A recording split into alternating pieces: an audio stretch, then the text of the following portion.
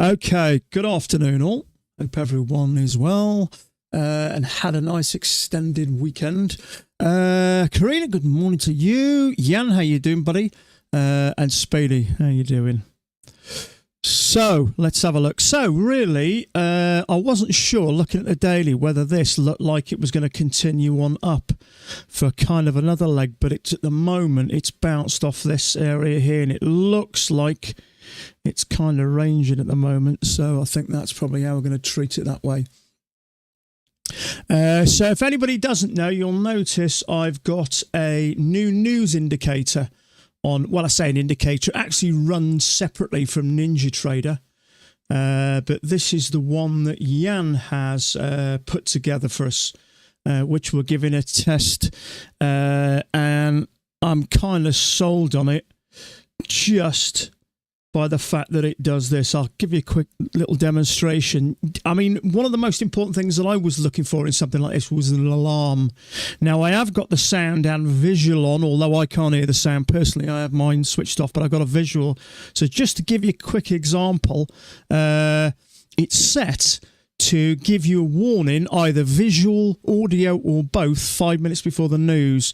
Now, as I mentioned, lots of times before, I always put high impact news, but the trouble is, when you focus that much on the bars, it's very easy to kind of miss what's right at the end of your nose. So I kind of like that you've got that. It's big and in your face. You can't miss it. So I like that. So I'm sold on that straight away. So he's developed this. So thanks to Jan for allowing us to use this. It pretty much works exactly. I mean, as we're testing at the moment on one of my other charts, I still have the news indicator, but as you can see, the medium impact news was there, and what it does is it's graded out after the news has come and gone. So I've got this on for a week or two just to check everything's working fine, but so far so good. But that's one of those things. I have missed the news in the past before, even though I had it in big letters. Trouble is, if you have it up here and you focus down here, sometimes it's very easy to kind of miss what's in front of you, sort of right in front of your nose. Yeah, I traded just on one account some of the NQ yesterday on a smaller time frame. I traded a trap at the open. I've noticed a lot of the times what it'll do is it'll push in one direction and turn in another. And I think what I'm seeing here is sort of maybe lots of areas where there might be stops. So my guess is when this opened, it was likely going to push up, and it opened and came down and pushed up. So I can't remember exactly what I did, but it was on the NQ, I think. So I did a couple of bits. But there you go. So one of my newer accounts anyway. So Tony, how you doing, buddy? So yeah, I'm pleased to be using this. As you can see, there's no other news today, but it's going to save my bacon, I don't doubt. So we've bounced off this area now. So we've had a channel down, 2 pushes to a new low. So I don't think there's any reason with a higher low where we can't take a trade here. Whether it'll give us one. I was kind of hoping we trigger below that bear bar there, and maybe we drop an order in here, but we'll have a look. But for me, I think it's likely to range. I think the safer option is to wait for a triple test. We've only tested it a second time, really, so there's no guarantees it's going to push up. But I think there's bound to be shorts trapped there. So my guess is if we could get a higher low and trap some more shorts there, I think this is probably good to that EMA. But unfortunately, it didn't drop below there. But it's sort of like a point and a half to there. So, but I was hoping it would drop below and close a bit lower. But there we go. You should open the news window again. It uses local news files. If you use old indicator, this could. Okay, is it an old indicator? I thought it was a new. I thought it was the new version. Let's read that again. You should open the news window again. It uses local news file. Server access, if you're using an old indicator.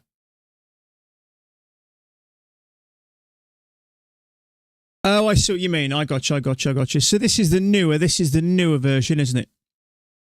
I downloaded this straight off your website.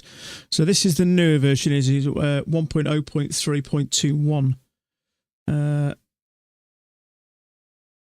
So I can just, well, I mean, I don't need it today anyway, do I?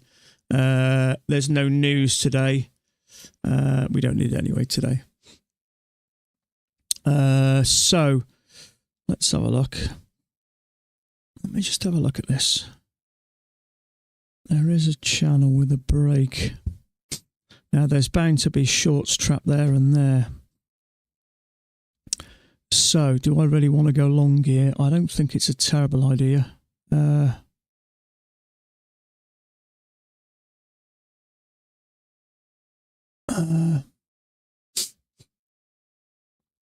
It hasn't triggered anyway.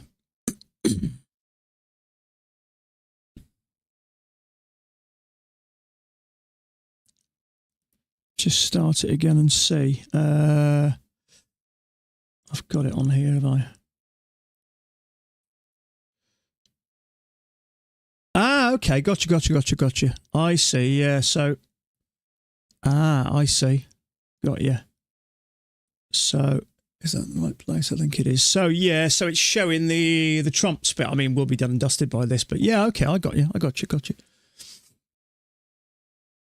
So let's have a look here.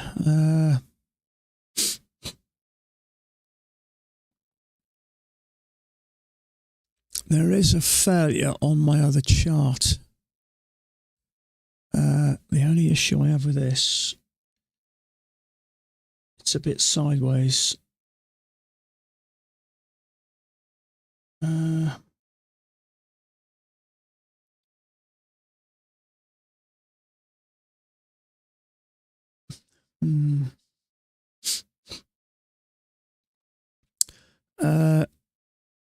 Where do I think this is going to go further down? I have a sneaking feeling we're going to make another second leg up.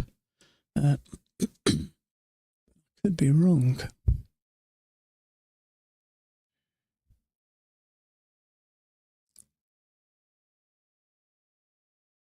So I have tidied my screen up a little bit. As you can see, I've put all, any links and that for prop firms down in the bottom now, which just kind of overlap each other. Saves having too much stuff on it. I've quietened the screen down a little bit. So 1, 2, 3. Is this a triple test? I'm just sitting tight at the moment. I think you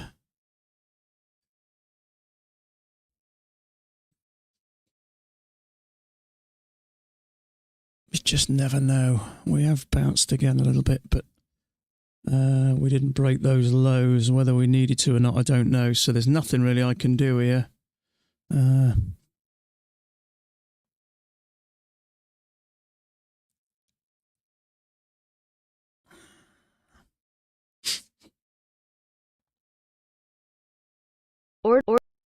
Order submitted. Okay, I've taken a trade on my other chart.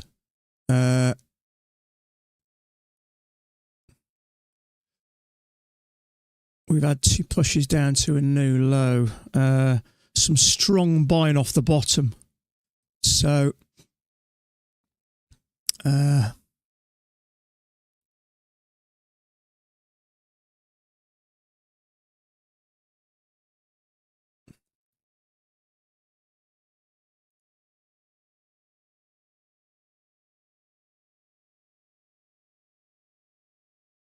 I'll bring this in. That's some strong buying off the bottom there, so I don't mind that. That has played out. Trouble is, that could be a triple test. I'm going to get out of this. Target filled. 1, 2, 3. That could be a triple test. So we got $75. I didn't notice that. Let me just remove this a minute. The only bit that's concerning me is this. So I decided to get out of that. I got $75 times 10. So there's just quite some strong buying off the bottom. We've broken that area there. So we've had a channel with a break. 1, 2 pushes down to a new low. So I think it's probably going to go up. But 1, 2, there is a triple test there. So I don't really want to be in a trade there. But when we had that strong buying off the bottom, I consider that a triple test off the bottom with some strong buying. But now that bar struggled at the EMA, my concern is this is a triple test. So if it breaks above there, then I think there's a good chance we go up. But it very much looks like it's ranging to me. But my concern is it ticks above there and gives us a lower high. So I don't really want to be short or long here, to be fair. So we just drag that out of the way and see if...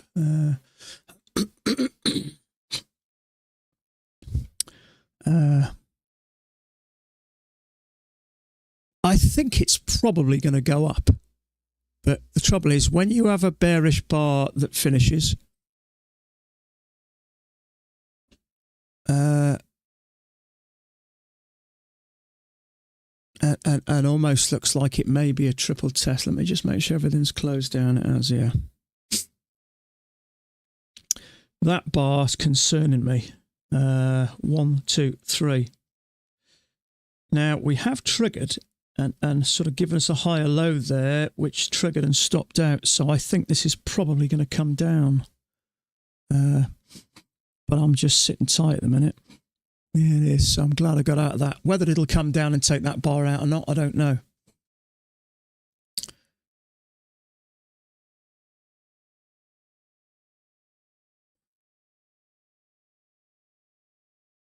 I trade, let me have a look, just traded 8 more days and then Apex approved my pack. Good on you, must admit. Must admit, I have never had an issue with Apex regarding trade. Me neither, actually. I mean, I've been denied a couple of times on a couple of accounts. And I kind of knew that it would happen. But then whenever I play the game properly, I've never had an issue with the payout.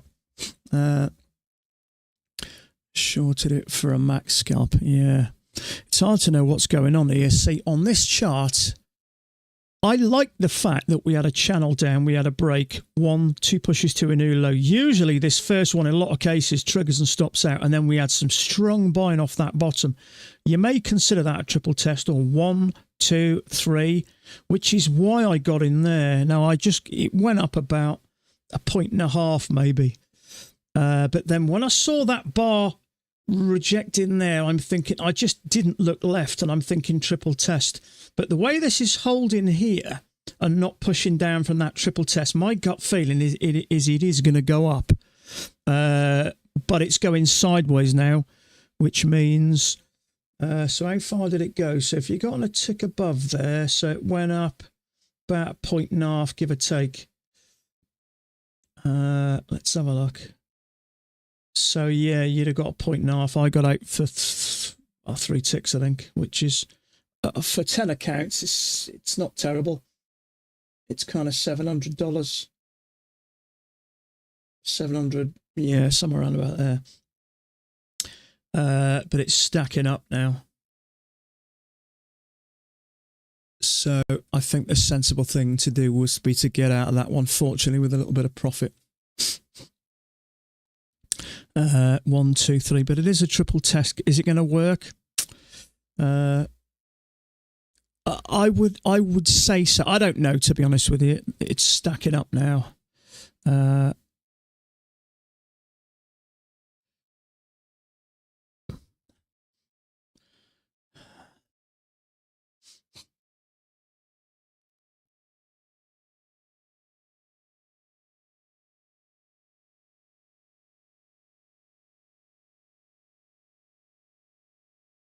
See, the beauty about even $67, if it's above $50, it classes as a day, a profitable day. Anything above $50 classes as one of your 8 profitable days. Well, 5.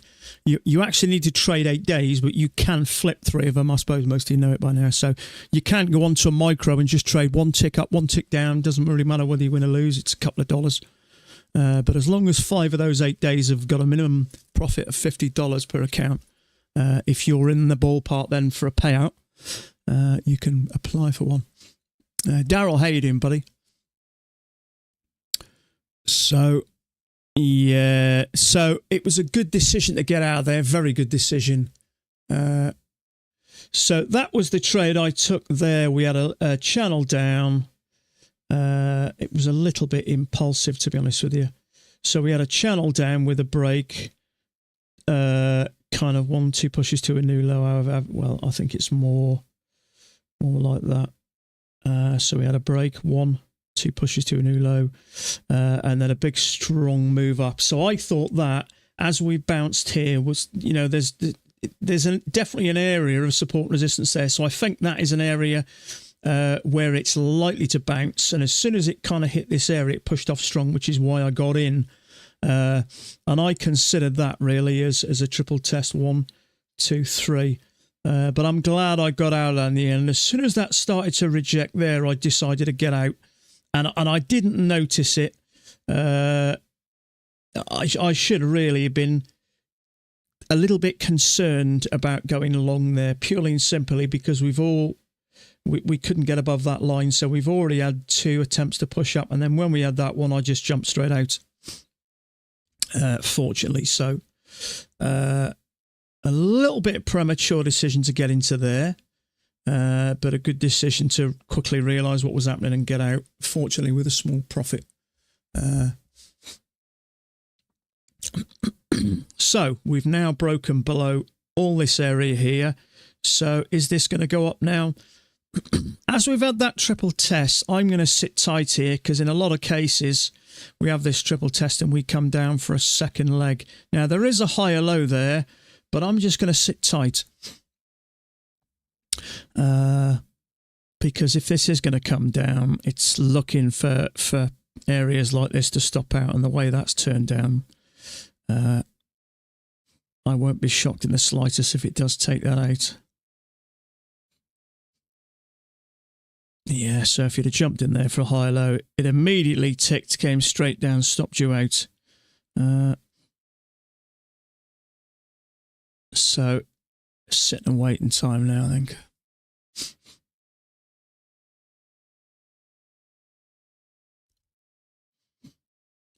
I've still got an account that's showing open, but everything's closed here and I can see that, so I'm just going to does that sometimes, shows a position open, they're all closed down, I can see all my accounts and nothing's moving, so I'm just going to quickly disconnect from Rhythmic and then reconnect, and that'll disappear.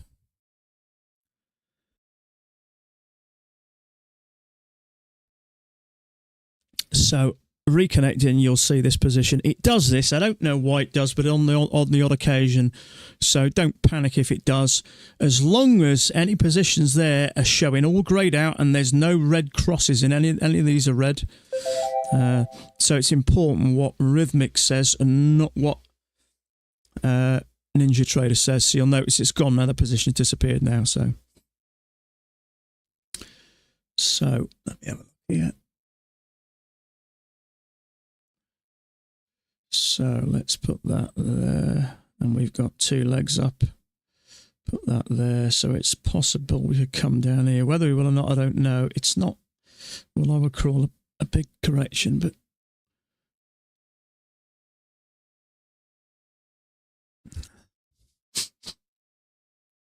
so if you consider this a range, most breakouts of a range fail. This broke out, pushed back in, but immediately rejected. So I would say this is probably going to come down some more.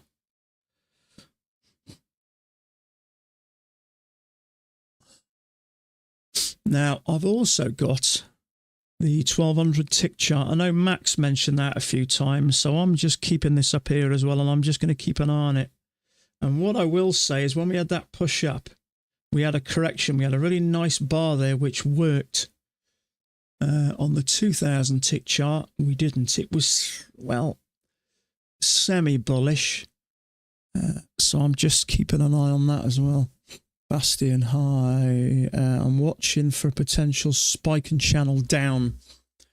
Yeah, well, I've got that from now, but, you know, I am aware that there is a possibility something like that, which is more or less the same thing anyway, so I'm just kind of sitting somewhere around about here. Fact, I'm going to keep that tight because it's not... That would be much better, closer to. So we could keep that tight and open that to around about there. The bottoms would finish better.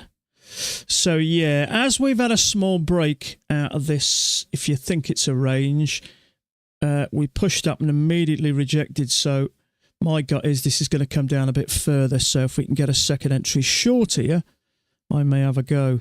So we pull down, one attempt to go higher, second attempt to go. If we can make another attempt and get a second entry short, I'd have a go at that, but it doesn't look like it's going to have another go.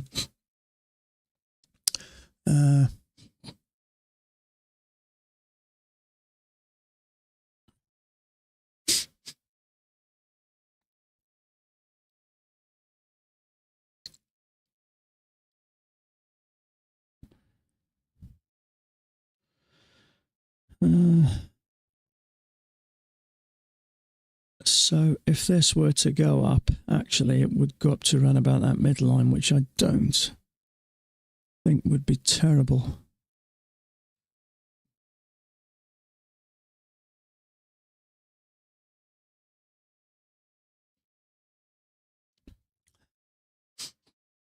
Now there is a little double bottom there, so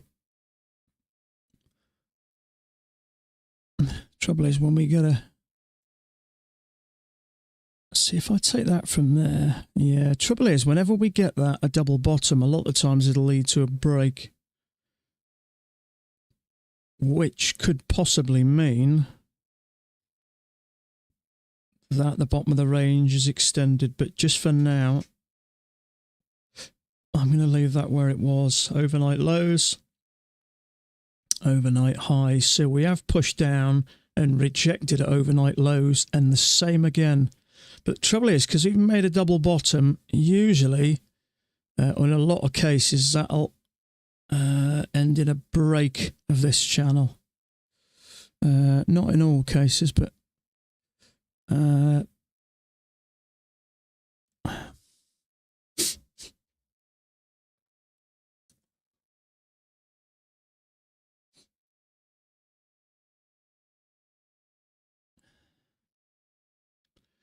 so this looks like that break I was expecting. Now, even if we take this in and keep this tight to here and here and here, we've pushed up. We've only come down to this level. We couldn't get down the bottom, which tells me in most cases we're going to have a break of the channel, which we did. So now let's see what happens. This could be 1, 2, 3, a triple test. We may reject, it's hard to say.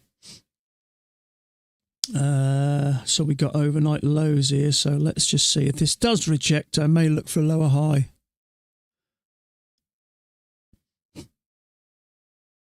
But as I say, I could bring this down to this level. It just could be that there's a new bottom of a range, so we're sitting and we're waiting.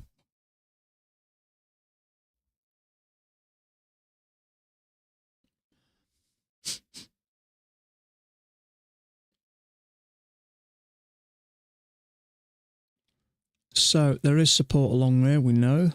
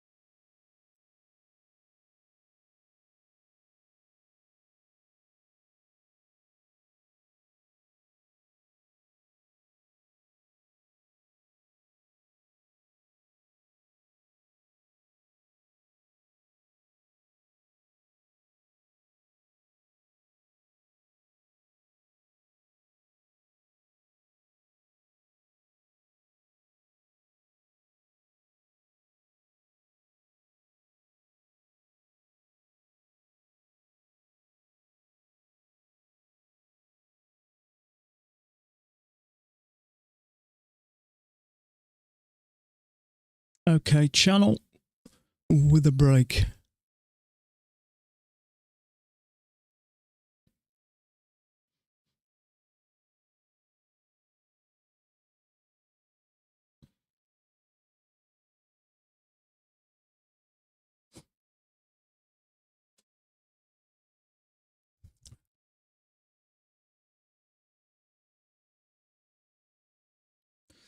Let me just adjust this a minute.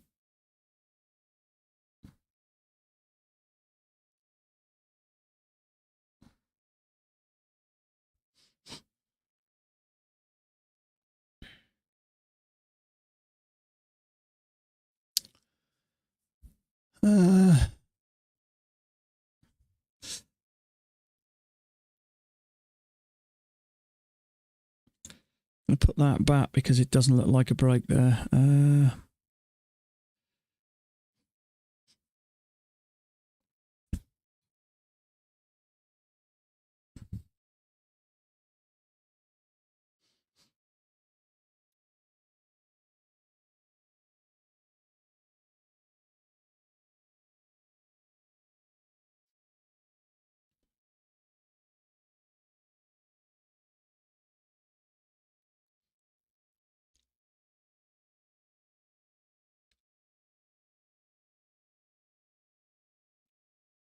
Okay, so we've got a channel with a break. That little bull bar there is triggered.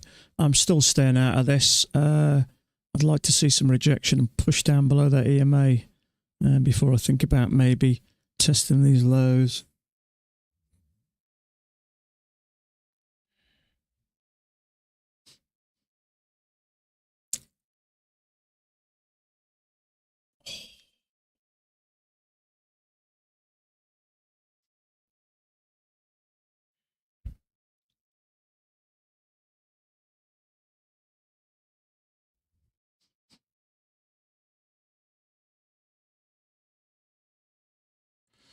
Okay, so channel break.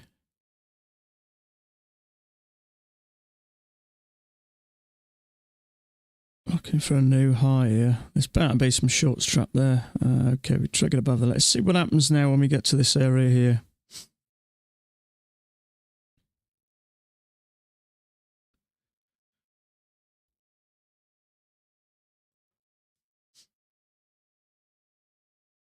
Chris, how you doing, pal?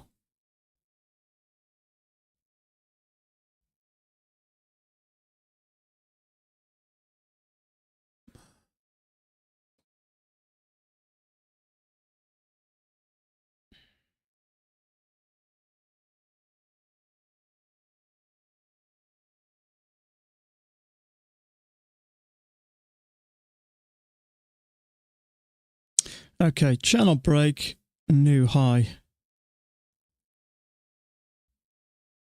I'd like to see 1, 2 legs up. So hopefully this bear bar's triggered now. This bar will push up, stop it out, and hopefully give us some rejection off here. I think that'll be too risky taking a short there. I'd expect that to get stopped out. Not only that, it's a little bit congested. So that to me would be a relatively easy picking to pick off a bit of liquidity.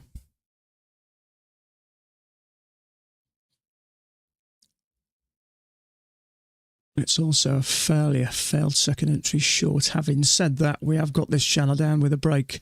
So I am expecting it to retest this area. So it may do it from here. My gut feeling is it's probably going to get stopped out. And maybe bounce off resistance here, but it could just come down because it does look like a channel with a break. It's not the best looking channel in the world, but with this, with a break and a new low, we had 2 legs up, we came down again. We had a pullback, we came down again. We had a pullback, we came down again. We had a little double bottom here, so which tells me we're going to have a break, which we did, but I am expecting a retest. Let's see, you just don't know what that's going to do. I don't think you can safely take a short there just yet. It's risky taking that because it is sideways. It could quite easily pop off and hit this area. And then you'd say goodbye to that. But now it has pushed down. I think there's a good chance we break these lows. So breakout, pullback maybe.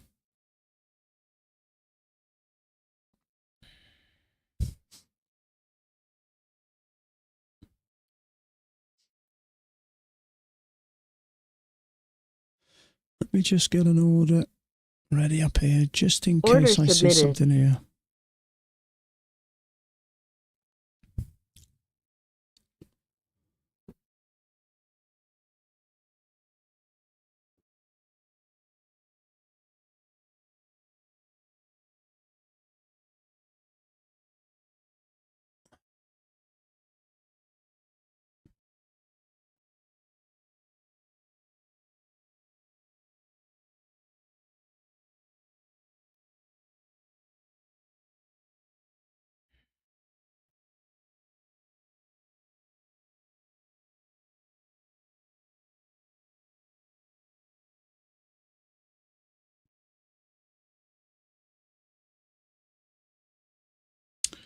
I think one or two took that. For me, my only concern is there's quite a bit of resistance there, so you don't know whether it's going to push up, trigger that. Not only that, it's quite a bit higher than that EMA, and at the moment, price is above it, and it is a little bit. That's a shame. It is Order a little canceled. bit congested here, so that makes that a little bit risky.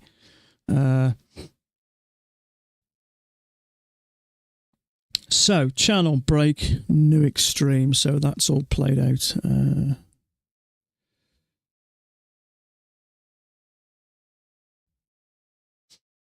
So that, I would say now, doesn't look very rangy to me. What I will do is just put that at overnight lows and that overnight highs. Let's put that there, I think. Okay, so maybe we get this second leg now. So channel down, a bit of a correction, leg and a leg. Sam, how you doing, buddy? Didn't see you there, mate.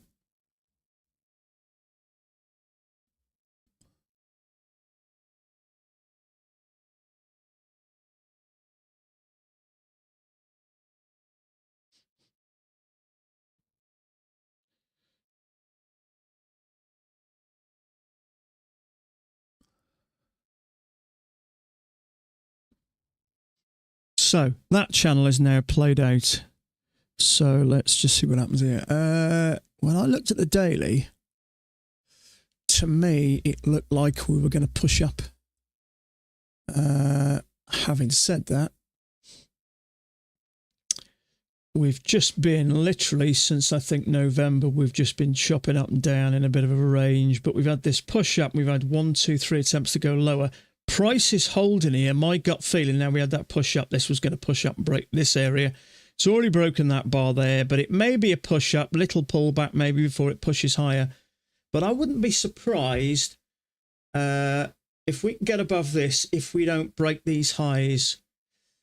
It's kind of just looks like it's growing in momentum. So my gut feeling, depending on what happens here, I mean, we could pull back to the top of this, but with that push up and these 3 attempts to go lower,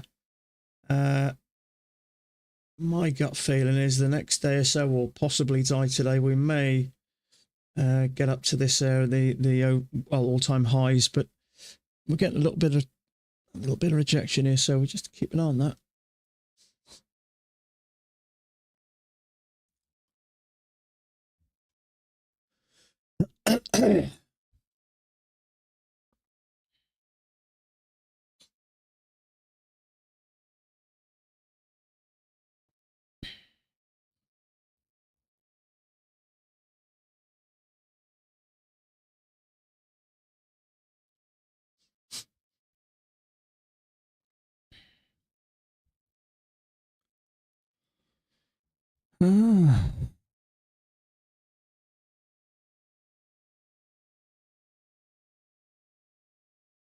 So little channel, so that channel's played out, that little micro channel's played out. Are we going to come down a little bit further?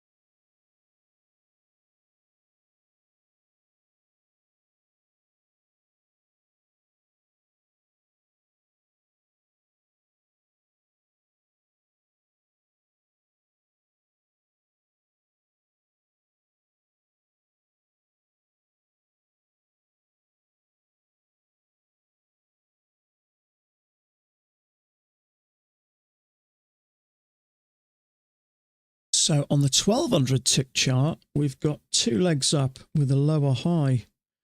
So this to me is looking like it may come down, but I'm just not feeling it at the moment. It is two legs. This is the 1200 tick chart. But everything's played out here. So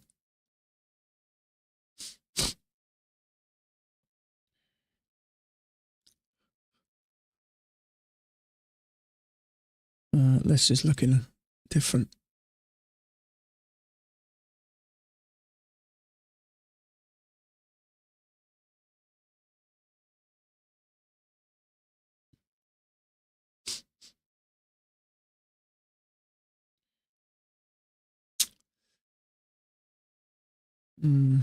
Stacking up a bit now.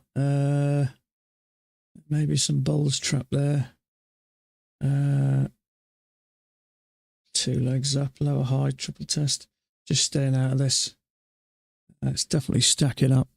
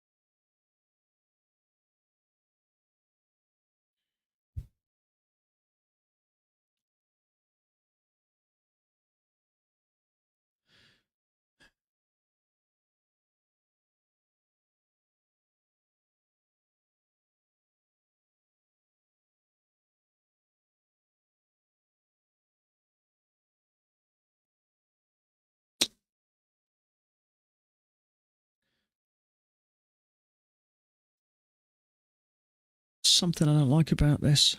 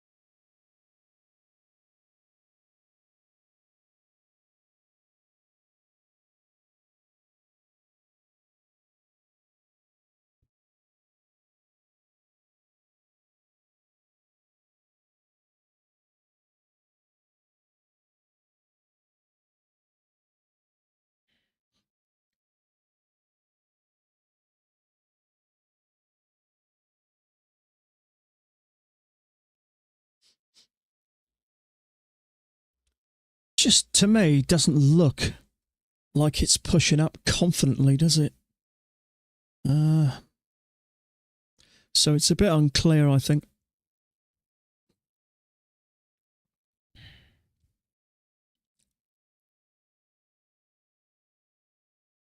Yeah, I wouldn't be shocked if this comes down some more.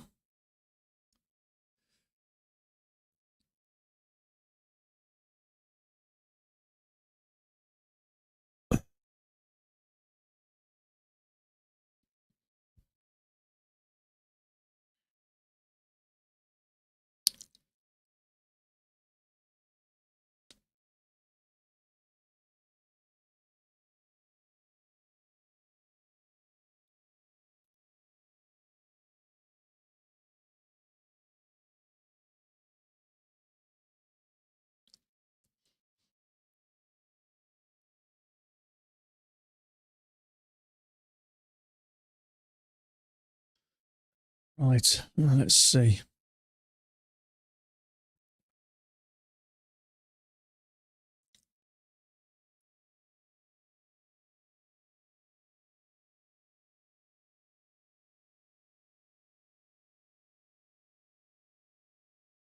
just doesn't seem like it's got momentum to go up here.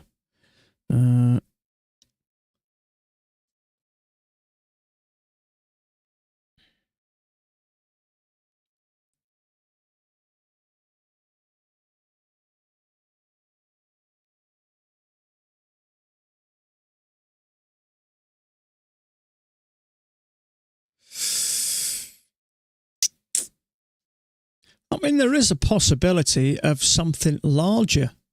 I just don't like all this vacant area there, and the bottom's coming away, so it doesn't look pretty. It's funny enough, someone else has just put that there. 311, literally, just as I was. So I just don't like this, and the bottom's pulling away. It's just a bit odd. So I don't want to put that there purely and simply because I don't want to, because as soon as you put that there, straight away you're looking for shorts here. Now, there may be a lower high here. There could be there's two small legs up there with a break, but I just got mixed feelings here. You could say there's a small channel there with a break and a new high, but do I want to go long? Do I want to go short? I'm not really sure at the moment. It's giving me mixed signals. 1 minute it's looking bearish, then all of a sudden we're a couple of ticks off these highs. So my gut feeling is just saying stay out of this. You know, there was a failure there, so there's probably going to be stops there and there, so this may come down, but it's just a bit unclear, so I'm sitting tight here.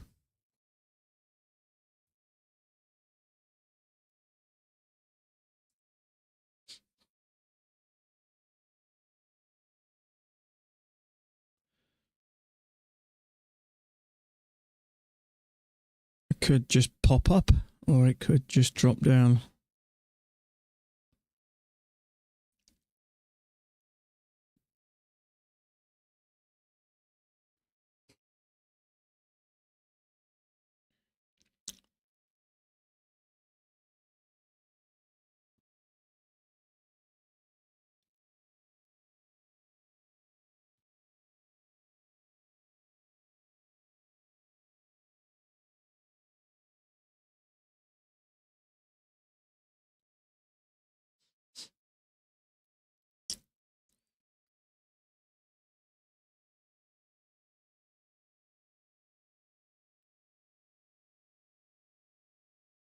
Okay, channel break, new high.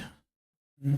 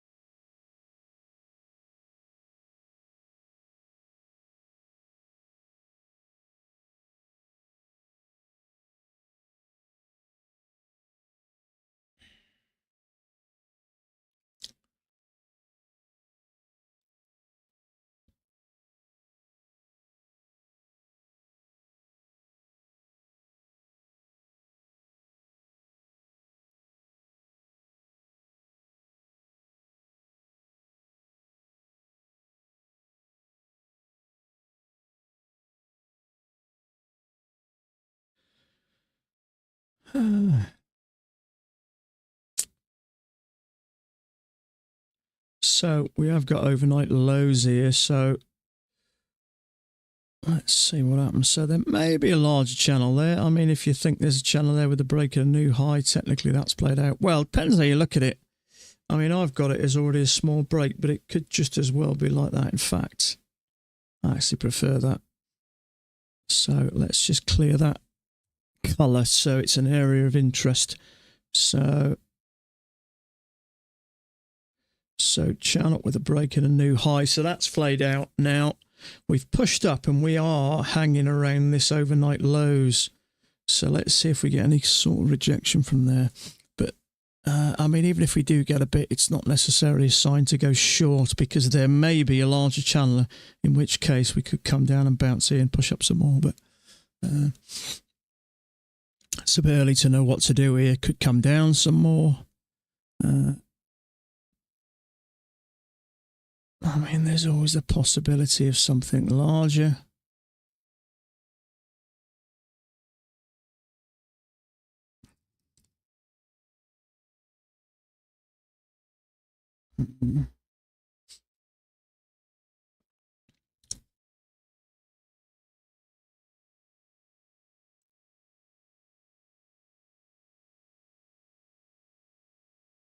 My targets have gone more than 2 points.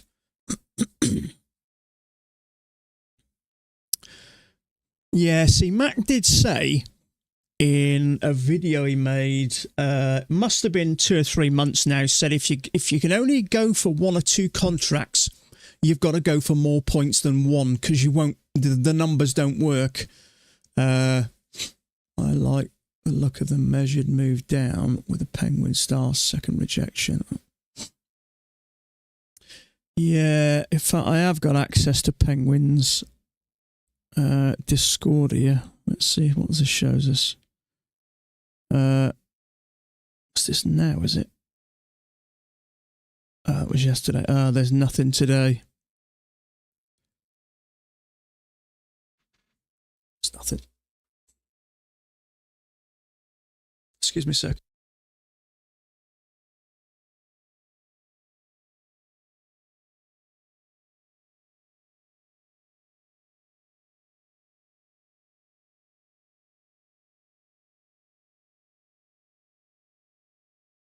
So look. Yeah, I'm just a bit on the fence here. See, it's dropping perfectly. Yeah, there is 2 pushes up. The trouble is, there's always a possibility of a large channel there. So I've just got mixed feelings here, really.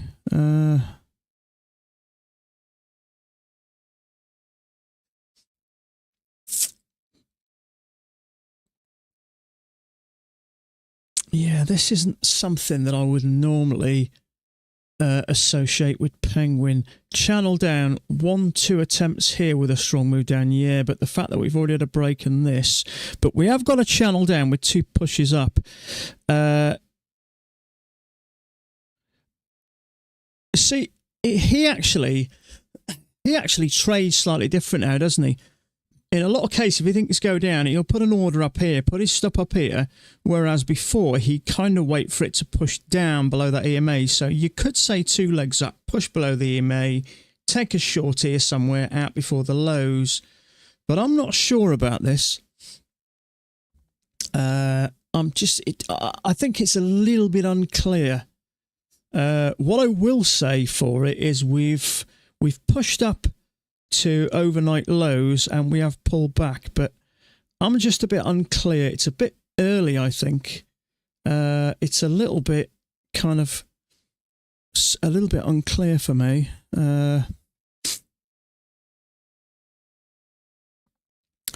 So I mean, I did put that possible bigger channel. We've definitely had a channel up there with a break in new high. So if you take that away, maybe a lower high, but I'm just not sure. Ultimately, whatever's going on the chart, to take a trade, you and only you have to be comfortable with what you're seeing. And at the moment, we have had that push down, but it's just a little bit unclear for me.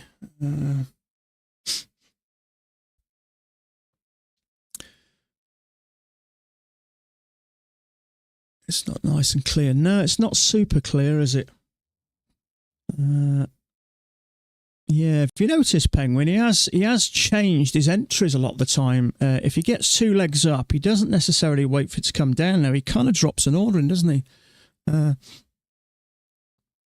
I took some the overnight on the NQ traps. It's kind of something I've been playing around with just on one account. A lot of the times the market will start off doing and then do something completely different. And I've kind of noticed that happening, and I have played around with it. But it is a bit risky. So channel break, new low.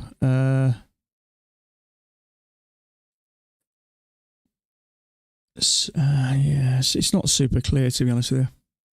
Penguin just reading the bigger picture price action. Yeah, it's more or less like price action, but slightly bigger. Whereas we go for kind of a second entry short, he'll go for like a second entry short on a sort of smaller scale from us on a bigger scale.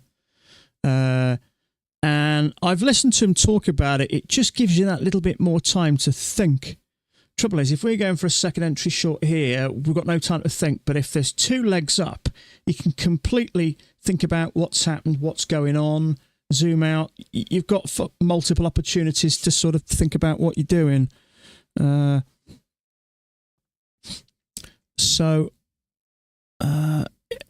fact, some of Penguin's older trades Mac takes, because they're more or less the same. You know, Mac will say, okay, we've clearly had two push up. So we've got this push down, two pushes up, which is kind of like a second entry short. Now, the bar wasn't very good anyway, but the triple test, which is I got in on a different chart with a bull bar off the bottom. But then when I noticed we had a bear bar, I jumped out. And part of the reason was we ended up having a triple test. Is more consistent because less. Absolutely, yeah. Absolutely. But, you know, he has got a varied sort of area of expertise, isn't he? Now, some of the obvious ones I will take. But to me, he's a very clever guy. He's very good at reading those charts. And I think, like anything, with enough skill and practice, you'll automatically see that. You know, that's how he came up with that way of trading, just by sitting and watching. He said he traded Pats for a few years and just couldn't make it work. And that's maybe because, you know, it's very fast moving Pats. Things can change literally, you know, in a second. So let me have a look. For instance, where was the trade I took? It's kind of done and dusted. Yeah, it wasn't that one, was it? Where was it? It was this one here. So I was looking at this as a range. Now, 1, 2, 3 triple tests. We had a break of the channel, 1, 2 pushes to a new low, and quite a strong move off there.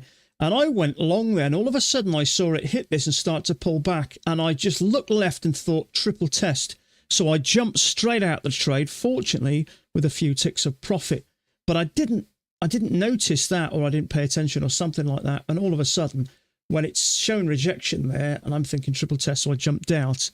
That was on my other chart. But it's kind of Penguin-like, isn't it? Channel down, 1, I mean, I say 3. He says channel break, new low, 2 attempts to push higher, and then down. If he'd have shorted that out before the lows, which would have worked. But the trouble is, in hindsight, it's kind of easier.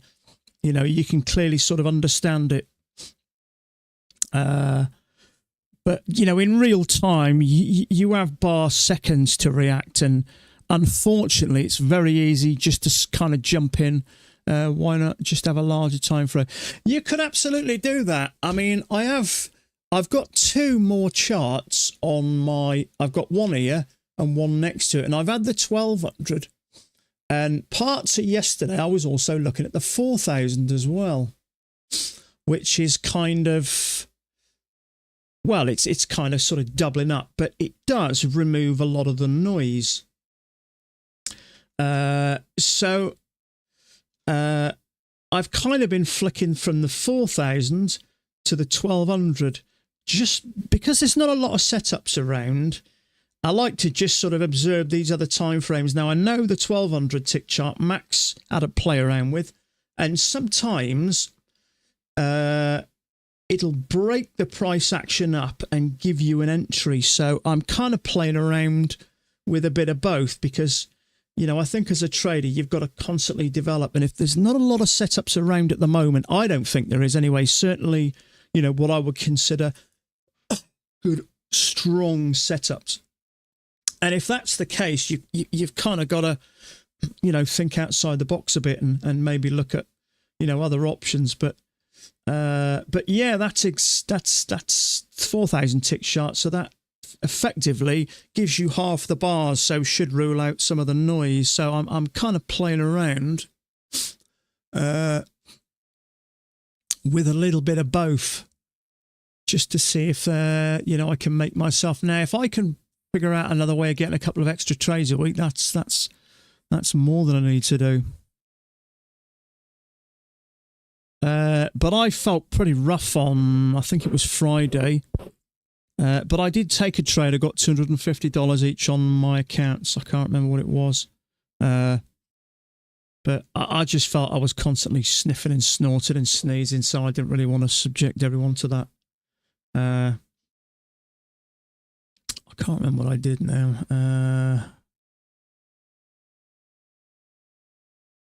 I can't remember what it was, but yeah, I got $250 times 11.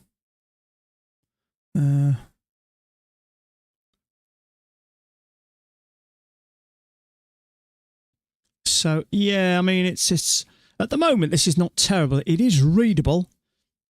So we've got a channel with a break and a new high, a push down. We've got a break and a new low. We are struggling to get up, but I can see we seem to be maybe hitting an area here. So, you know, I don't know. Is this going to continue down? It's hard to say. It definitely looks like it's struggling to get up. I will say that. And I have had this measured leg in my head, so whether, I don't know ultimately, but this just doesn't look like a market that's pushing up to me. So,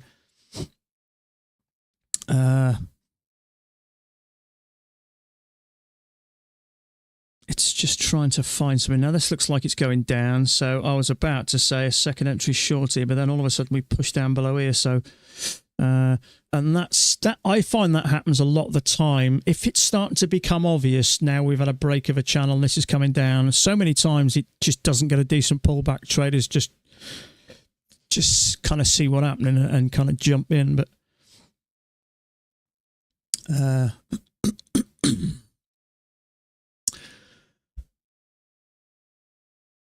although I see these things happening and I have a fair idea what's going to happen, I still have to wait for a setup. I've tried that before. Just my gut feeling tells me this goes down and jump in, but it's just too unpredictable. You know, if I get a solid signal bar, my stop goes a tick or two above it, my order goes here, and that's it. You know, if I see this pushing down, I decide to jump in here. Where's my stop go up here? It's too much of a risk then. So unfortunately, I've just got to wait for a setup.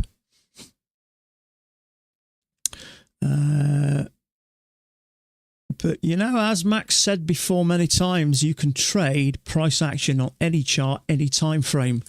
Now, the trouble is with me, I do like to kind of get in and get out quick.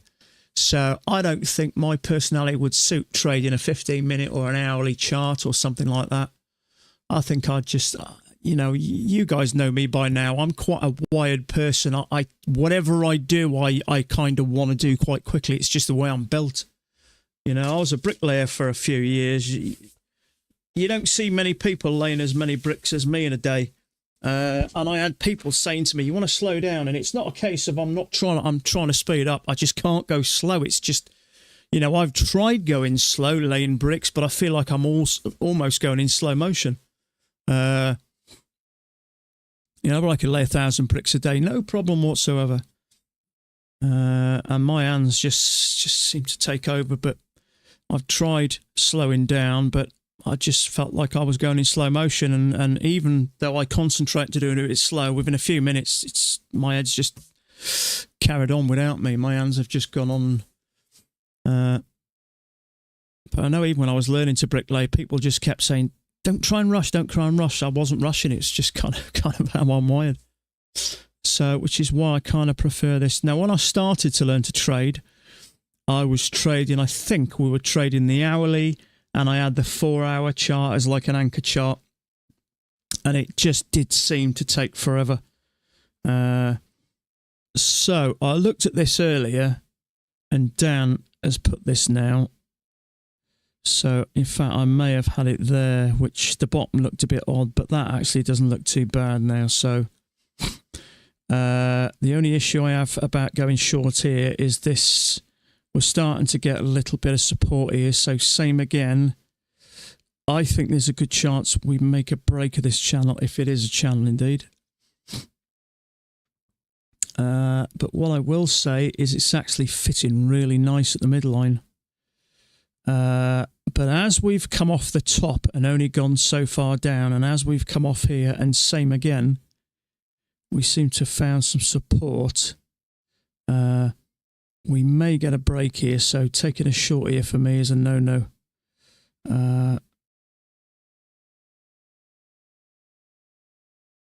We couldn't get down any further. That's indeed if this is a channel, and I don't think it's a terrible channel.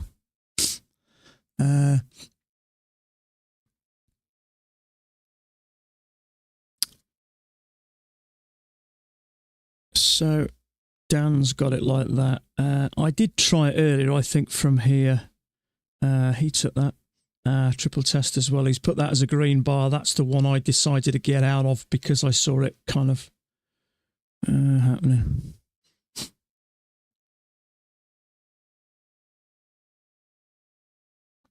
So same again, we've struggled to get below there, to close below. We push below and close, so I still think there's a chance we get a break here.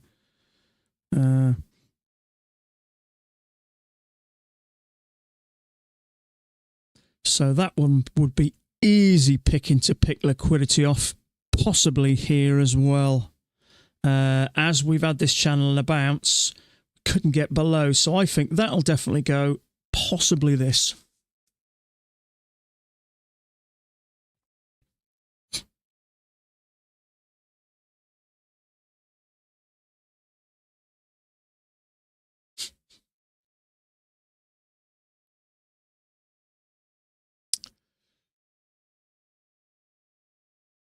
Do you know, in fact, the 4,000 tick chart looks kind of like it's bottoming. Is this setting up to reverse? Bounce, bounce, bounce. I mean, we know we've got some support around this area. You can see it. Excuse me a sec.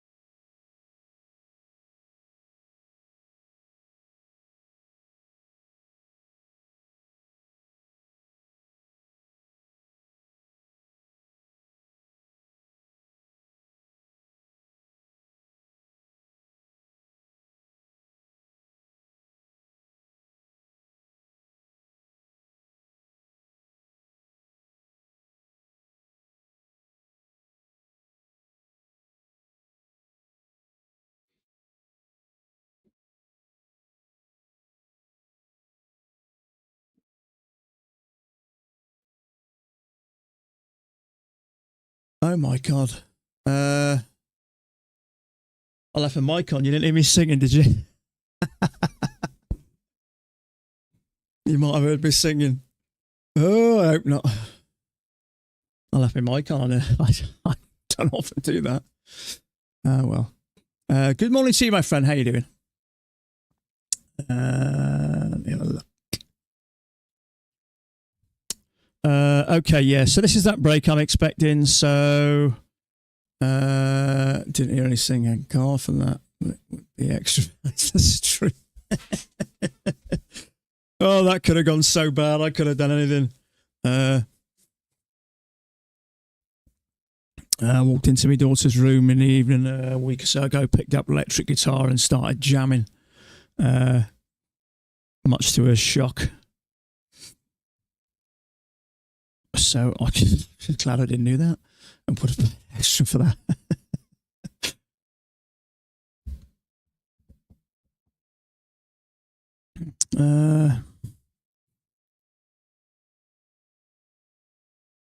I've definitely got a musical background. Got a picture. I've got a video of me playing the violin somewhere. I did with it. Where is it?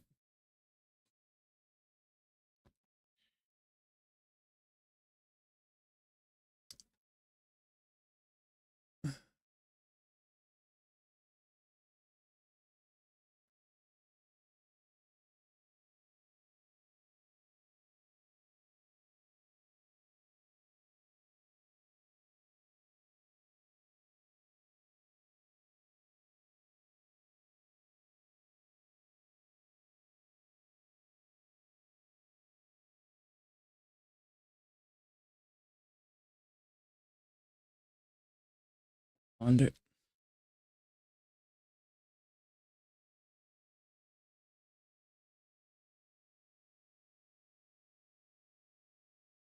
No, probably good. Check that out.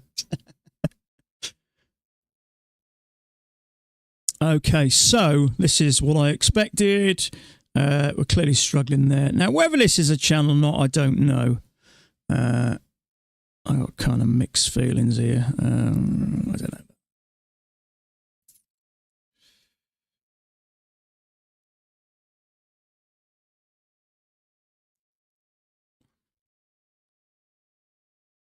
So channel down, 1, 2 attempts. It could turn down from here. So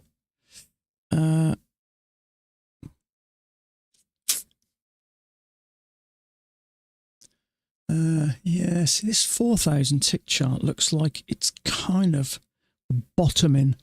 So you just never know what's going to happen here, whether this thing's going to reverse, bounce, bounce, bounce. So, oh, there we go. Now, let me have a look at this. So channel down, 1 attempt to go higher, 2nd attempt to go higher. So now this may be a penguin type setup. Somewhere along those lines. Whether it will or not, I don't know. Have you tried trading pats with crypto? I haven't actually. But I believe you can trade everything, you know, any chart, any time frame, exactly the same. I have traded crypto. Well, I say traded it. I haven't really traded it. I just bought it and maybe sold bits of it here or there for just a few quid profit. But yeah, I believe it works exactly the same.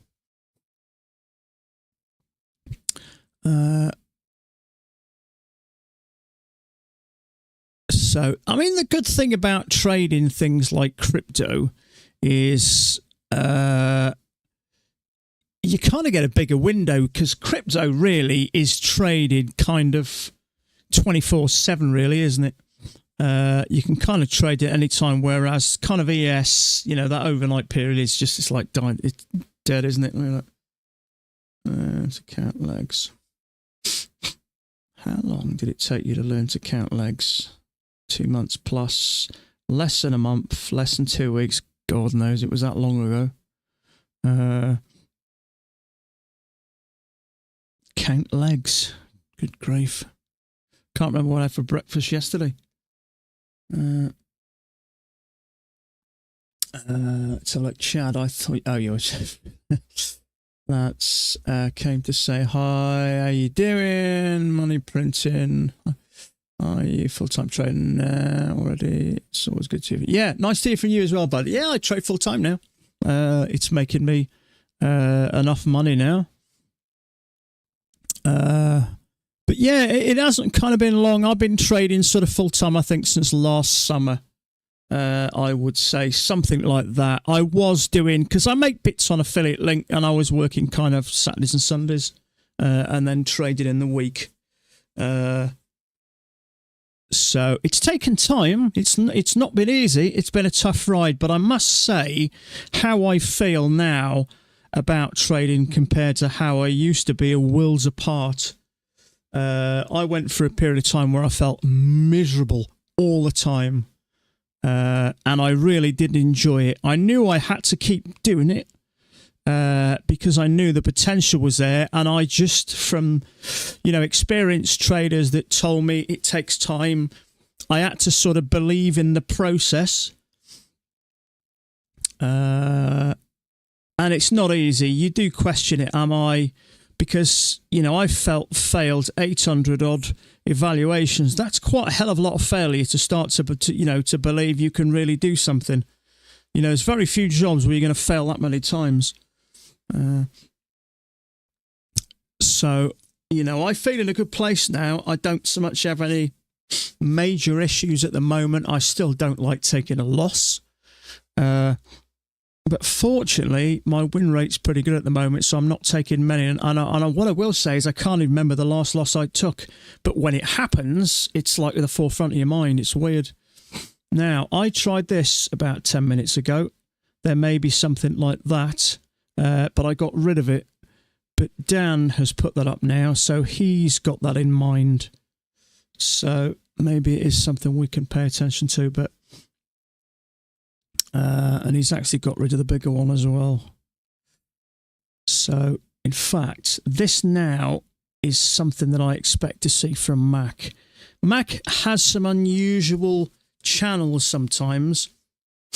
And when I see him earlier on, I'm thinking that looks a bit odd. But when I see it at the end of the day, it's surprising how it does work to it. And the fact that, we're only kind of sitting up here doesn't always make a massive difference. So I'm going to move that a bit tighter because I think we've had a small break there and a new high. Now we're hitting this area up here again where the overnight lows are. We've already rejected off it once, so this is kind of like a channel down, one attempt to go higher. So if we can push strongly down and get a lower high here, that may interest me. Yeah, okay, so that's funny. I didn't read that, actually. That's actually Mac's chart, I think. Oh, no, tell a lie. Mac's got one like this. Okay, so that is more or less the same as Mac. So let's have a look. So we know overnight overnight lows are here. But yeah, I feel like a completely different person compared to maybe 12 months ago. I felt horrible and miserable. It's weird. It's weird now you're kind of past that. So if you're having a rough time, you've just got to keep pushing through it.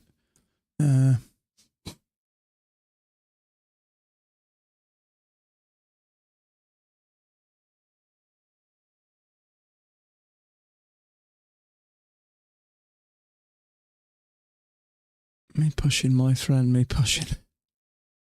Yeah, it's not easy, but it does take time. You have to get... it's almost the old kind of, you've got to bang your head against the wall long enough to realise it hurts. Now, in real life, you obviously wouldn't do that. But when you do something enough, sooner or later, you've got to say to yourself, I can't keep doing this. And I think at that time, something just starts to change. But it does change very slowly. It's not a dramatic change overnight. It is worth it. Absolutely. Like Max says, Okay, so this is interesting. So we've got a small break and a new high there. Now we're rejecting off here, so I'm looking for a possible short here somewhere. Now, I'm not interested in taking that in case I've got this channel a bit wrong. I'd like to push down below that EMA. But, you know, like Max says, what is a doctor? I think to be a doctor in the UK is about 7 years of study, I believe.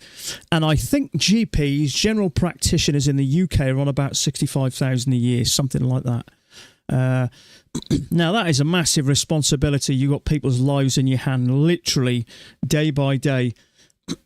You're going to work unscrupulous hours. You know, you could be doing many things as a doctor. But 65,000 pounds in the world of trading is absolute peanuts. Okay, so this is giving me all those right signs. The only issue I have here is I don't think we're going to get a pullback because I think traders are seeing that rejection there, and this thing is just going down. Unfortunately, I didn't want to get in there. But you kind of, when this starts to push down there, you kind of think I know where this is going. Have to go through that low phase to get, absolutely you do, absolutely. So just, you know, if you're a newer trader out there, just keep it in mind, this sort of mind change doesn't happen overnight. You have to get battered enough. You know, I mean, if you're in a boxing ring, you're going to get punched and punched and punched. Sooner or later, you're going to start to, you know, keep your hands up. You're going to start to duck and dive, aren't you? You can't, you know, I mean, the same was, the definition of madness was to do the same thing day out, and expect a different outcome. Well, trading is it's kind of the opposite in a way, because doing the same thing every day actually kind of does change the outcome, because it changes that mental state, the way we kind of perceive something. You know, we put up with it, and we kind of do the same thing, and then the mind goes after, then I just can't take any more of this. You know we can change the body with exercise. We can lift weights. We can see muscle growth. You know, so we know. You know, if you go out running every day, you're going to get fitter. You're going to be quicker. You're going to be able to run further. But you can change the mind, but it's not as obvious. You can't look in a mirror and physically see change. So you just kind of have to trust that it's happening. Leveraging multiple prop accounts is a good risk management. See, that's another thing as well. Trading a prop firm is very different than trading your own money. You know, it's easy to leverage things because with a $2,500 drawdown you get from a let's face it, $50,000 account doesn't mean the paper it's written on, because you've not got 50,000. What you've effectively got is 2,500, and to get that, it costs you about, what is it, $125. So it's about looking at your risk. So, which is why people tend to go for more contracts than they would if they traded their own $2,500. I just discovered a bug with the alarm system. It was making an update. I was making an update during this evening. It was a glitch in the alarm. It triggered a currency that was not listed. I fixed it today. Uploaded it. Excellent. That's fine, mate. That's fine. We'll have a player later. These things don't happen overnight, do they? It takes time. So this is interesting. So I'm looking for a failure here. I'd like to trap a long. And trap a failure. So this short here wouldn't be just good enough. I'd like to have a second entry. Although I think there's a good chance this is going to come down, I would like to trap some longs. Because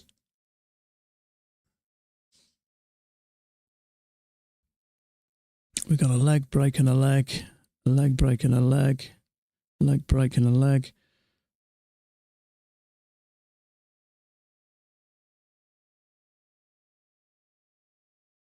I just don't like this flat area here. I mean, even if this is bearish, I don't really think I can take this. Unfortunately, certainly can't now. This is, although it's kind of like this, it's also very, very rangy. So I'd want a second entry short here. The trouble is, if we're looking at the overnight lows here, we're a little bit short of it there. So it's just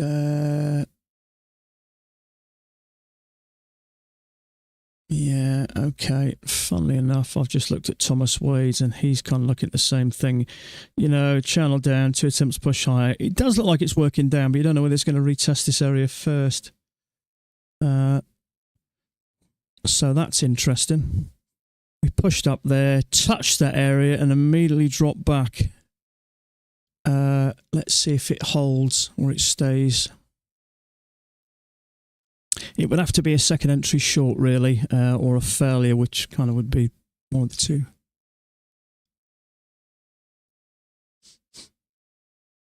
See, on that 4,000 tick chart, it is looking like it may be bottoming, so you just don't know whether we're going to have a leg and up this thing is going to go, clearing out all this. So sometimes I can get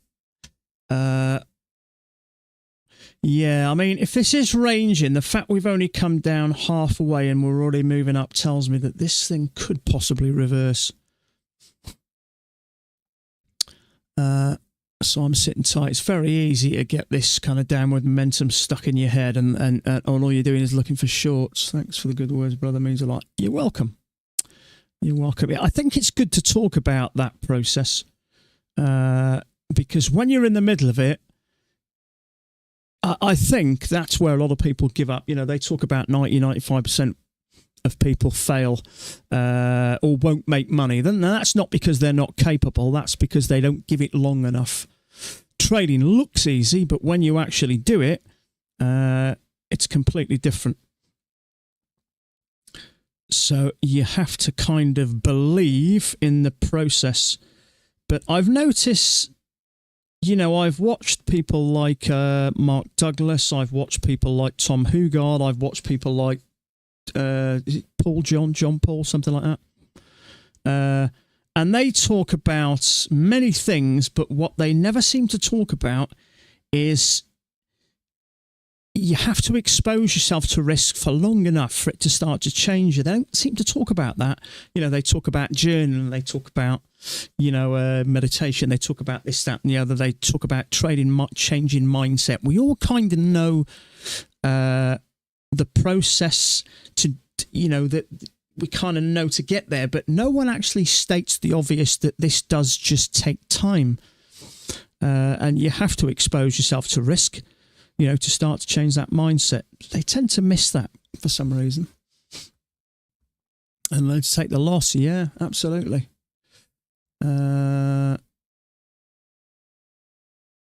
Yeah. See, there's two things you need, don't they? You need one, obviously, you need the skill.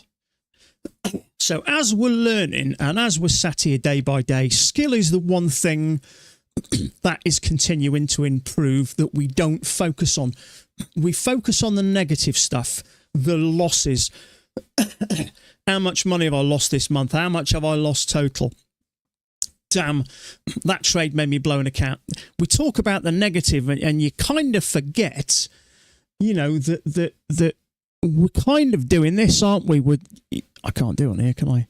I can. We've got the skill level down here and we've got the emotional level up here. The emotions are high and the skills are low.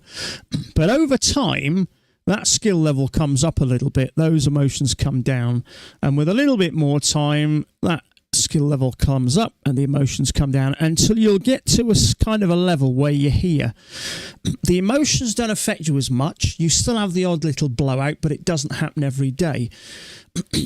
And then something starts to change. Your skill level, you notice you're staying out of traps. Your entries are much better. Your win rate is going up. So as that skill level climbs, so does your confidence and belief. And that's when that starts to drop.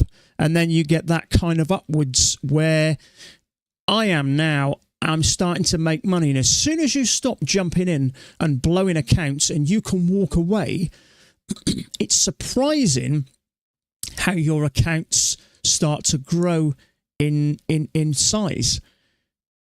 Because when you win in trades, you feel on top of the world, and you win more trades than you lose. But when you lose a trade or two in a row, something changes in your mind. You think, I'm struggling here, I've got to take a risk, or I'm never going to make money. It's simply not true. You know, you win maybe 7 out of 10, you lose 3 out of 10. You don't focus so much on the wins, you focus on how bad you feel on the losses, and you kind of miss the fact that if you're winning more trades than you're losing, you're profitable. But because that loss affects you so much, you take stupid risks, and that 70% or 80% win rate turns into a 50% win rate, possibly then led by a broken account, a blown account. And you start the cycle all over again. But when you excuse me a sec. When you kind of start to do things the right way and you realise your accounts start to grow, all of a sudden it kind of dawns on yourself that this works. Why kind of haven't I got it before? I think that is what. Absolutely. I think Guardian Angel helps you break that habit cycle much quicker.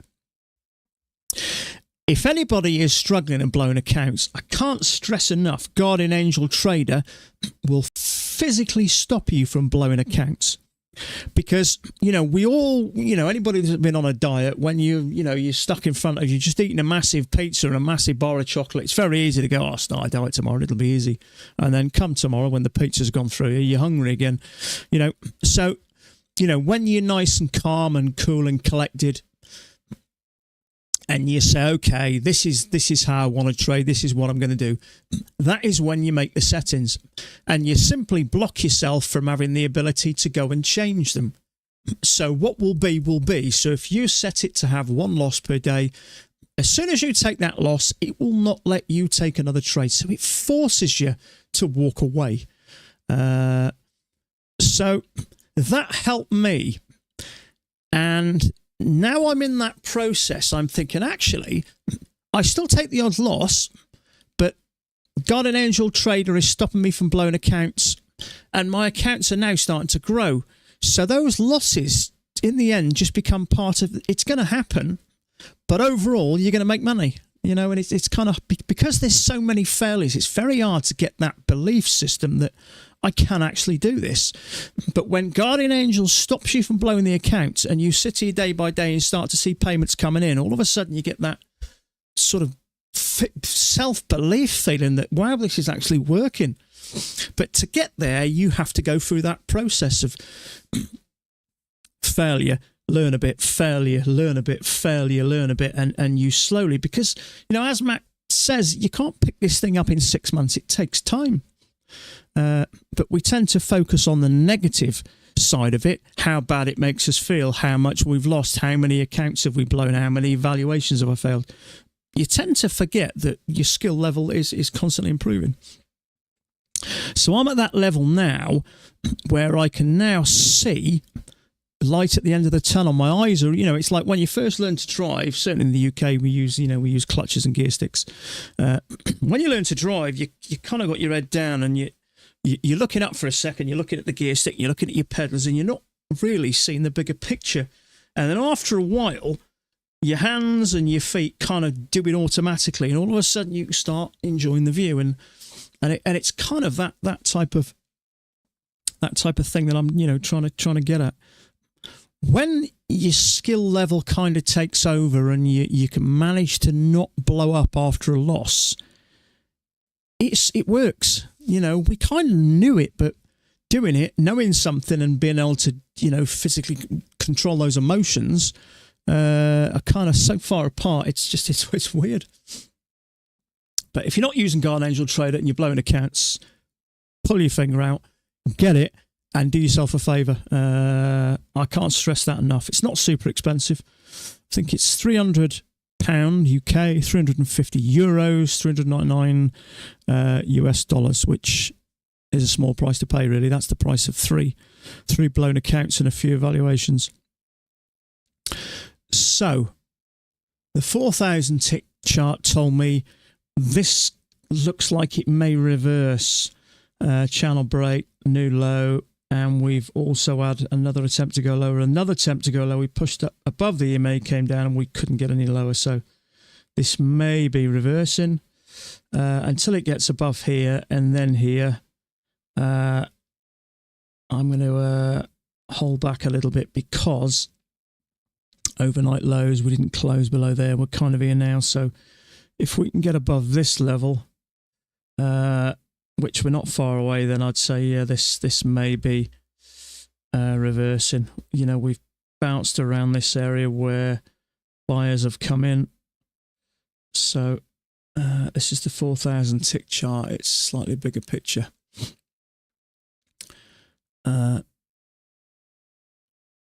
So now Mac had this channel, but we all know Mac will change and alter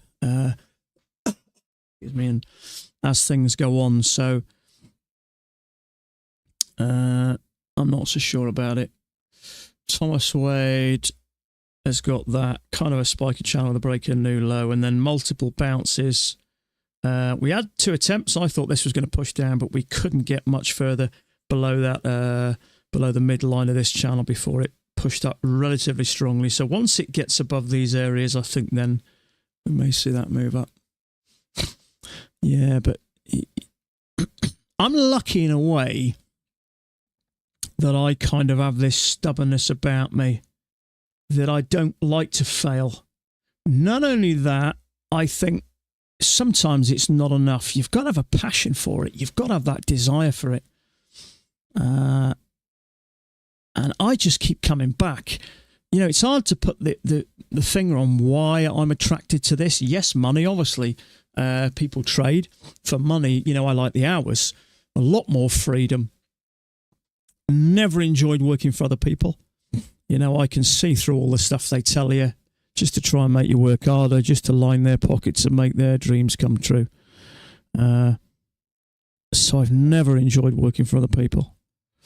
So, but I just, you know, I could have a day where I've literally been in tears, and that's happened twice during those 4 years.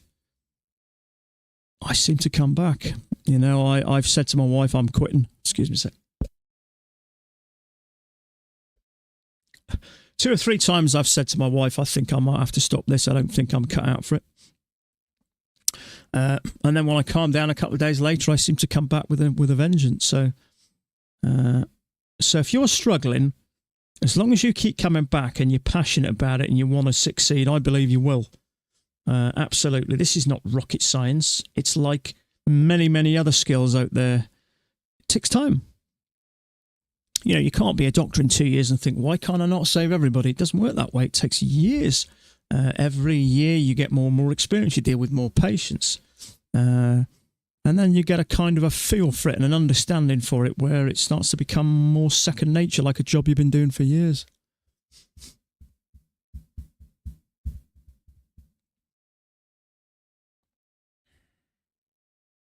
Sorry if I'm talking too much today. I get on one sometimes. So, how long have I been going for? Let's have a look. Hour and 35. So, I'm going to take a quick 5-minute break. I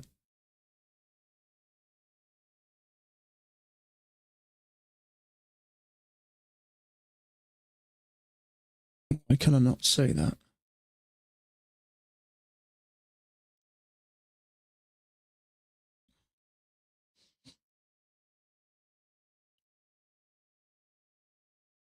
Can anybody see that on my screen, my 5-minute break thing?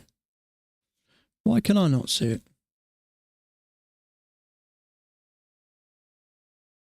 It should be down here somewhere. Now that is odd, I can't see it on my chart.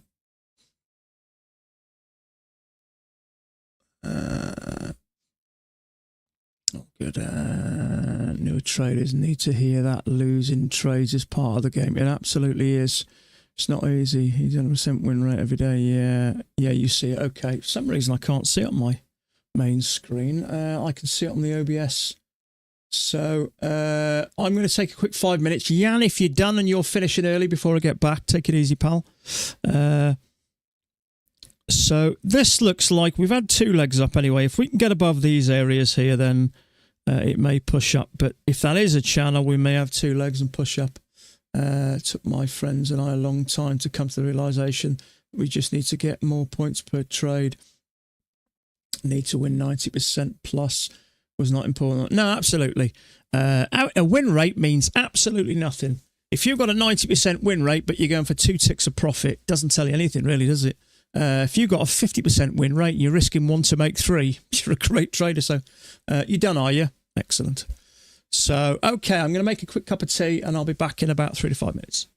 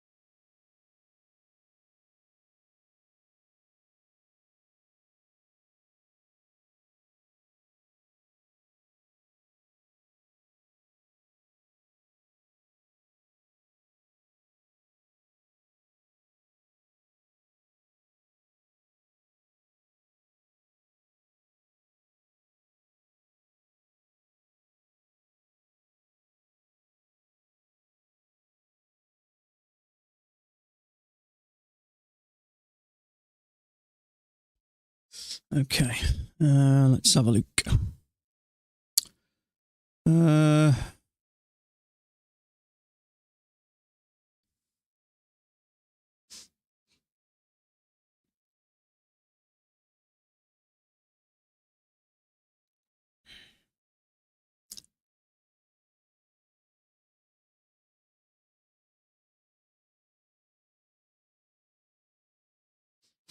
So once we get above these areas here, let's put that to there. I think then this is going to move up. This kind of looks like a reversal to me. This area looks like it's flattening off. So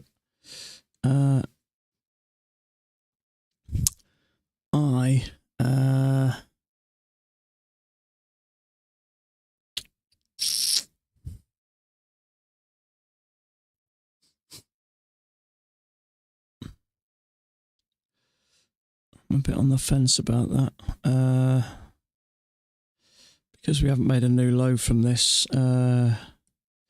Depends how far. This may just clear a bit of this up and push down. I'm not too sure.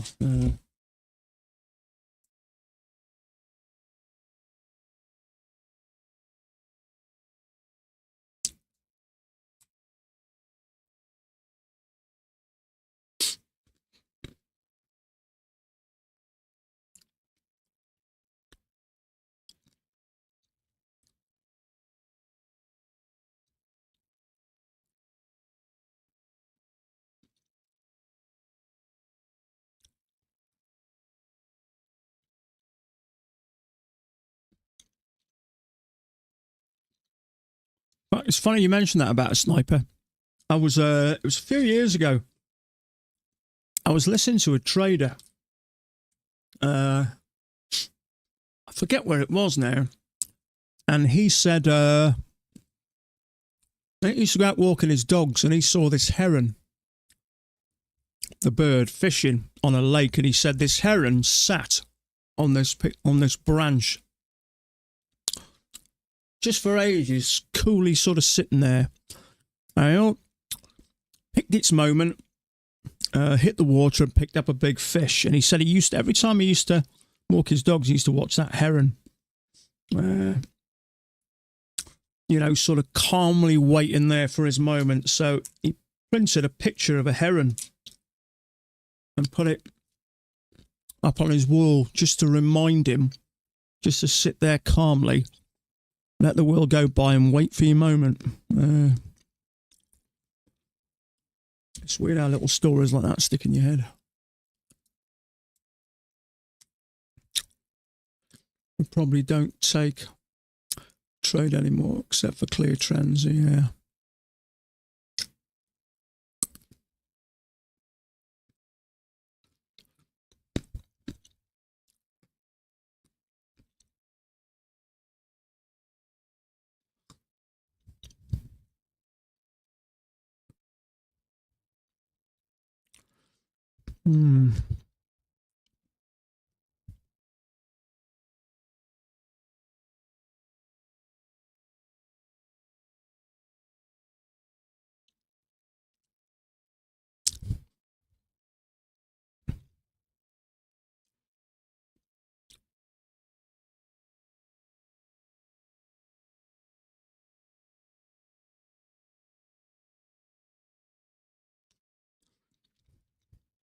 See, Mac's got that channel, in which case we've had a break 2 legs up.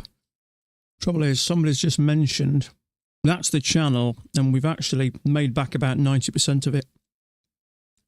1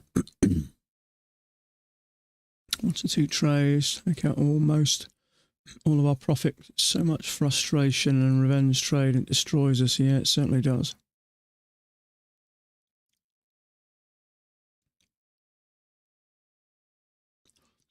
How many points you go for, bud?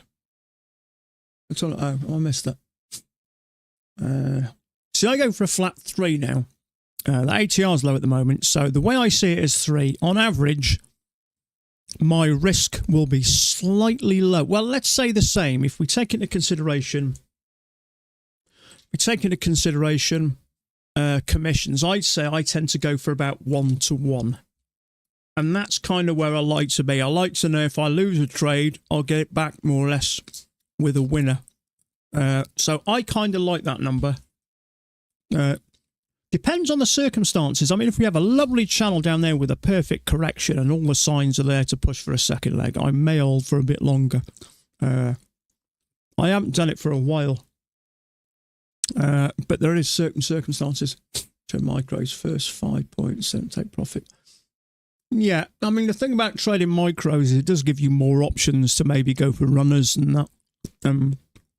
Sort of manage your risk a little better.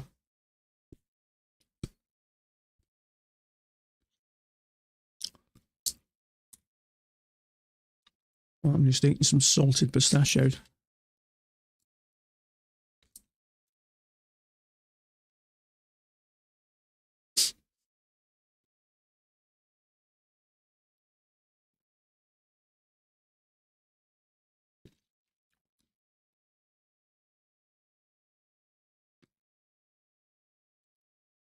Yeah. The trouble is, you put your stop to break even, 7 or 8 times out of 10, it comes back and takes your stop. Now, see, I'm really surprised Mac's never gone for 2 points, because the beauty about going for 2 points is when price hits your profit, you're 2 points away from your order compared to 1 point if you're coming out for a point. So when it's 2 points away, it's further away. If you put your stop to break even, it's further away from your stop and less chance of hitting it. Chances are it's moved a point and a half, come back a bit, hit where your stop would have been and moved on. But if you go for 2 points, sometimes you'll get that little bit of a pullback to eat your stop. And then, you know, so I'm surprised Mac's never gone for more, because, you know, you can't sit here every day and take a tiny bit from the market and see it, you know, see it go on for a hell of a lot more. But trouble is, he goes for a run, and so he, you know, he's got something invested in a bigger move anyway. So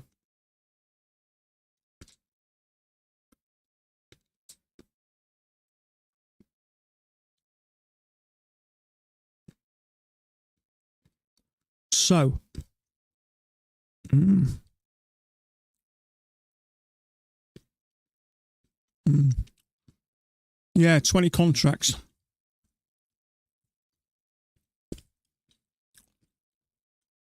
So I think he scalps for so he scalps 15 contracts for a point, which is $750. And then 5 contracts, if you can get some decent points out, I'd say he quite possibly makes more money from his runners than he does from his scalp. But it's funny. Runners don't appeal to me in the slightest. I know it's weird. Even if I was trading more contracts, it just doesn't appeal to me. Because I've seen so many people like Thomas Wade taking them, goes for 4 or 5 points, come back and stops him out for nothing. And, you know, so I think you might as well just take the whole profit in one go. At least you're in and you're out. You know, if anything happens to, you know, if some sort of news comes out while you're into a trade for 20 minutes and the thing just decides to tank or something, you know, you don't know what damage it could potentially do. So I kind of like to get in and out. But yeah, I mean, if it works for him and he makes a lot of money at it, there's no point in changing. You know, you go for more points, and it could you don't know what it's going to do to your mindset. Excuse me. You don't know what it's going to do to your mindset. There's nothing more Moorish than salted pistachios.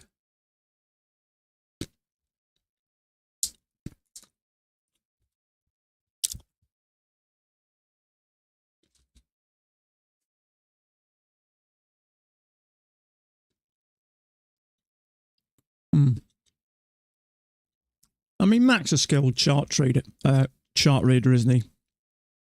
He'd be very good. So, this is interesting, this.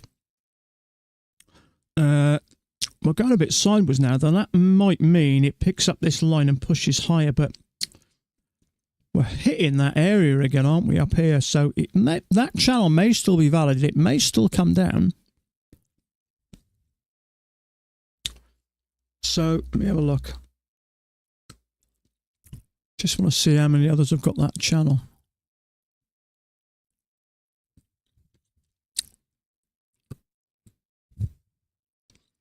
Definitely one other.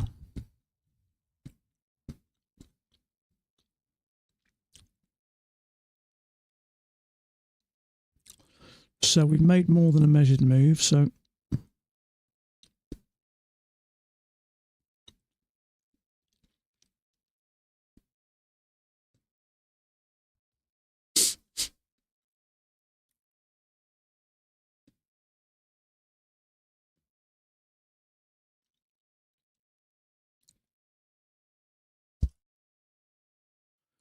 So, 1, 2, 3, is that a triple test?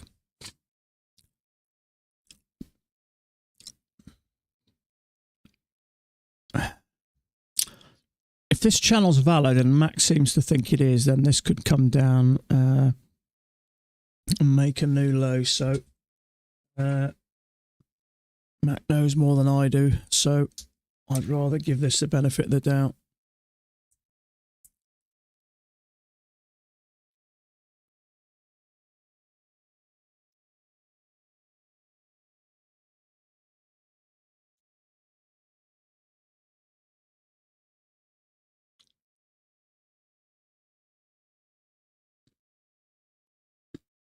Oh, sorry, I still got that break thing on, haven't I? Let's get rid of that.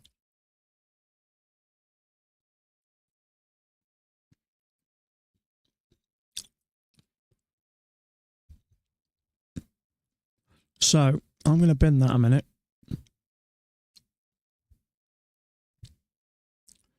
And put that there.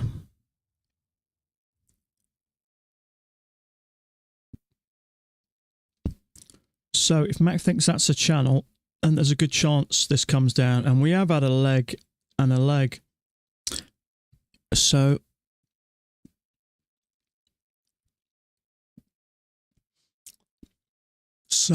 my thought process is this is probably going to come down.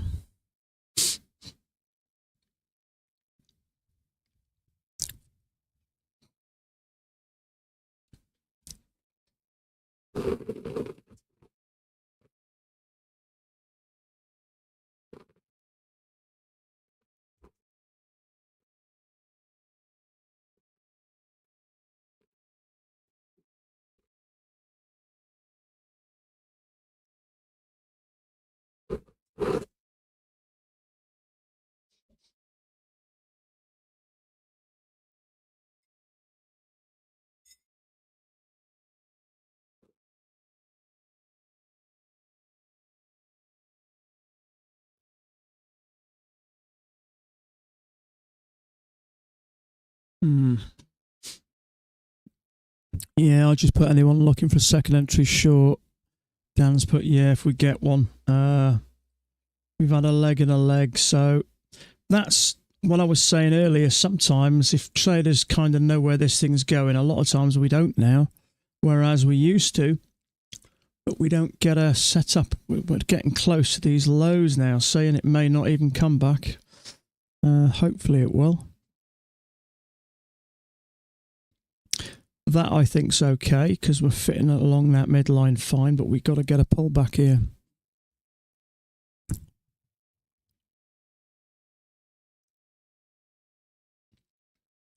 We haven't got much room to the lows. It's 4 points where it is, so we need to get a decent pullback of sorts.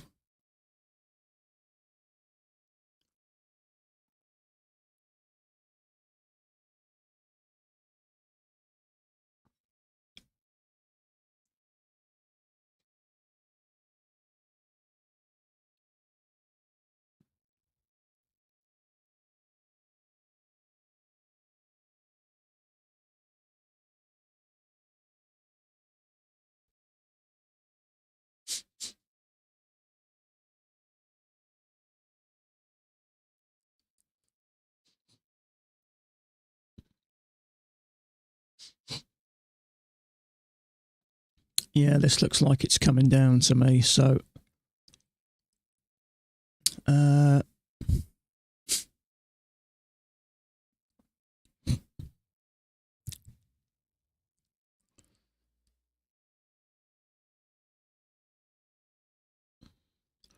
let's just get an order here, just in case something Order does submitted. pop up. Sometimes it can happen quick.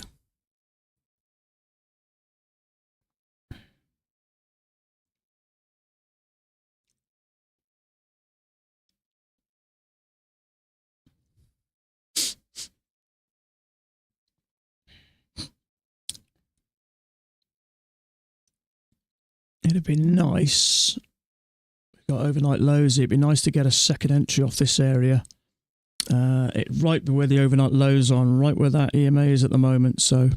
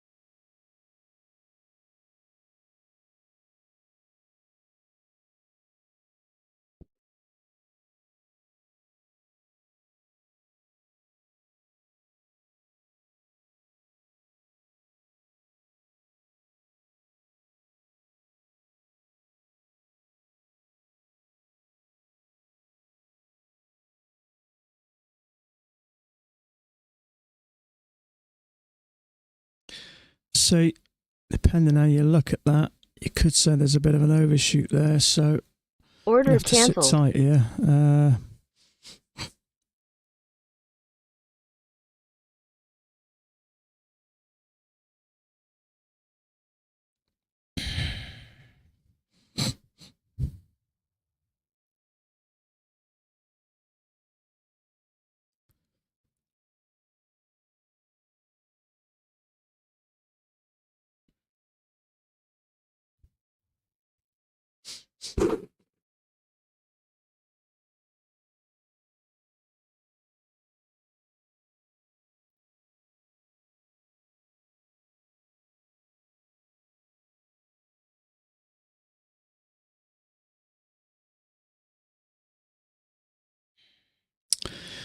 It may be nothing major. If I bring that out to there, I don't know. It's hard to say.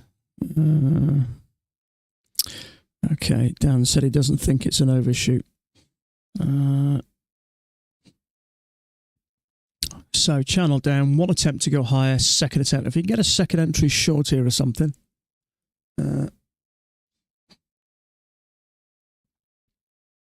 Now we have, if I take that to the close there, look at that overnight high, overnight lows there. We couldn't close below that line, can't close above it as of yet. So far, this is making all the right signals. So I'm just looking back here as well. There's going to be shorts there. Sorry, long stops there. Certainly some down here as well. That may mean it's harder to get through. It's hard to say.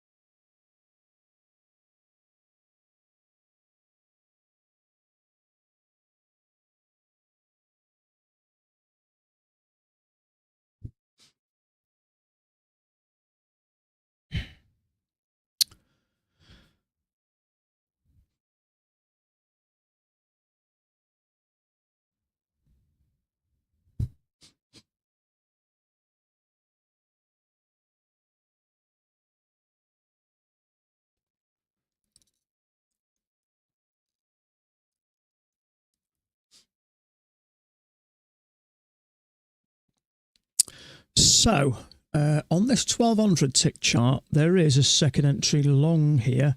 So there's a possible failure. Now, if you draw that like that, that to me looks like an overshoot of that small uptrend. So it'd be interesting to see if this comes down.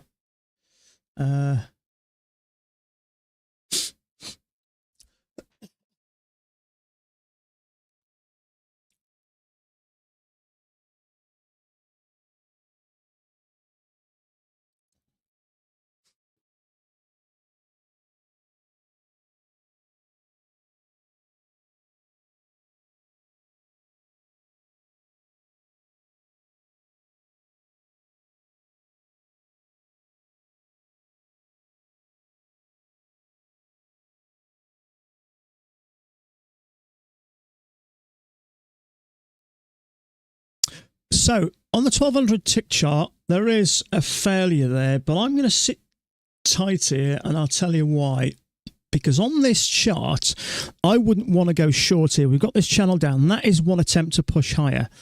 So I think if you jump in too premature on that 1200, it'll get you. Because I think the way this is looking, I'd like to see another attempt. And if this comes back up here and tests it again before it moves down,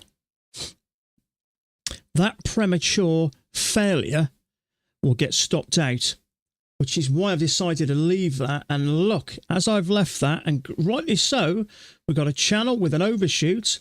Try go once, try twice. It is a failure, and it's trapping second entry longs. But look, all of a sudden, it's triggered it, and it's starting to move up. So this, I wouldn't want to short here. And if there's any shorts here, I think they're going to get stopped out, because that's one attempt. I'd like to see a second attempt, because I do believe this is going to come down, but sometimes getting into something like here is a bit premature, and if you just have the patience and wait, a lot of times it will give you a great entry, and that, if it happens, is likely to be around here. So it could come up another couple of points first, which means that failure is likely going to get stopped out, and that one there as well. Possibly all these. So now that's happened, I'm glad I stayed out of that. Now it may actually completely tank, you don't know, but there's just something about this that's, I think it's just saying, especially now it's stacking up anyway. But that's the 1200 tick chart. The 4000 tick chart, yeah, channel down, one attempt to push higher. So I want a second attempt to push higher before I think about going short.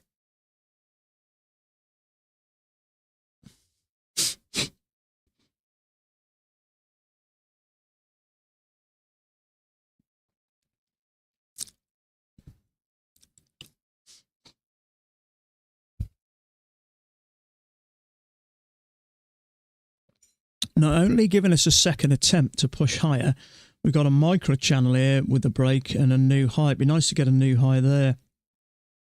And that will give us two rejections off the overnight lows.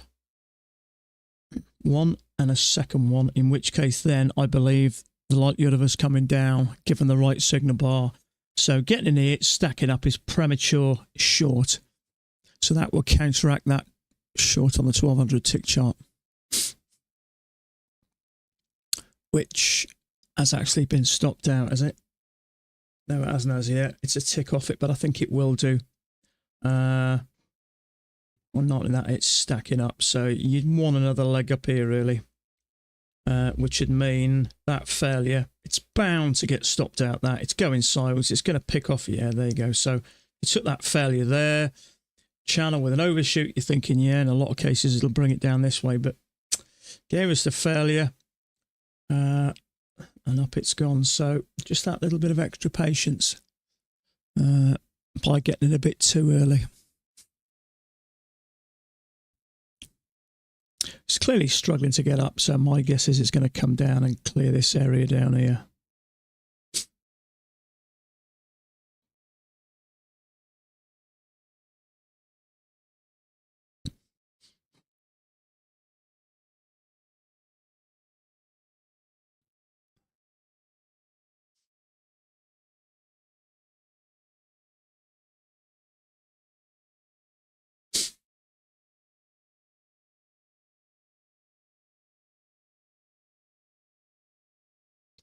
Still too early.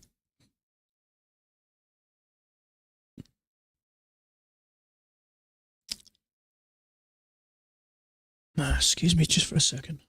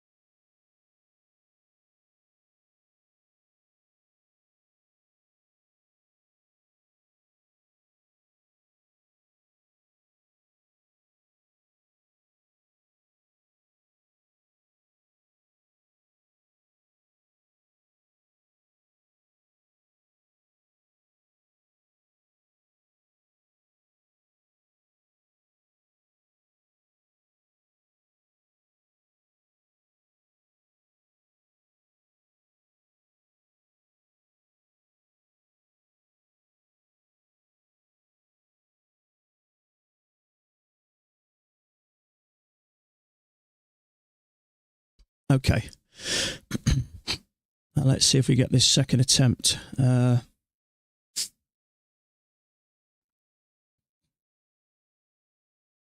just going to get a short order up here just in Order case something submitted. happens.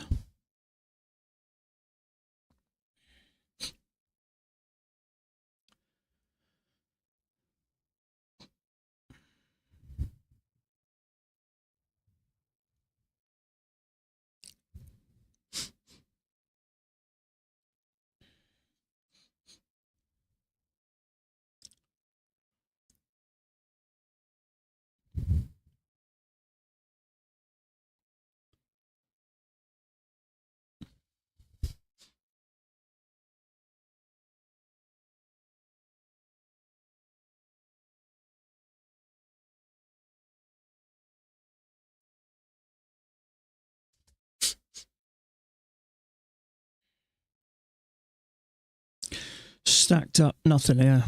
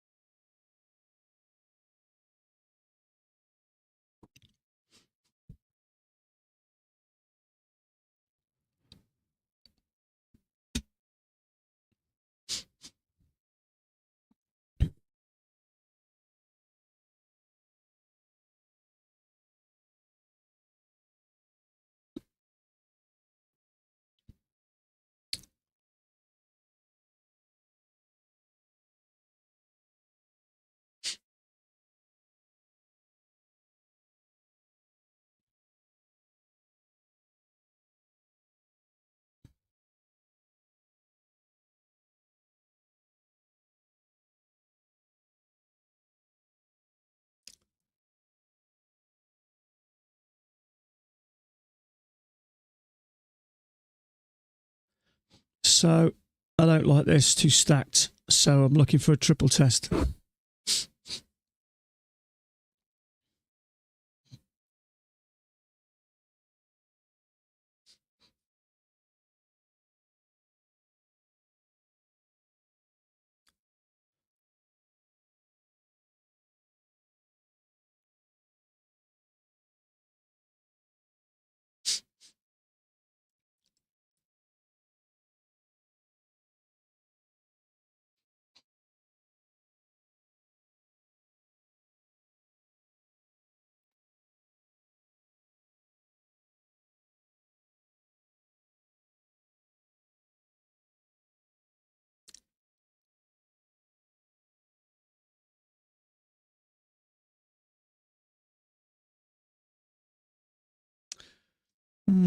See, on the on this 4,000 tick chart, there's a failure there which is triggered, and I think that's going to get stopped out. And if it does, that may give us that triple test.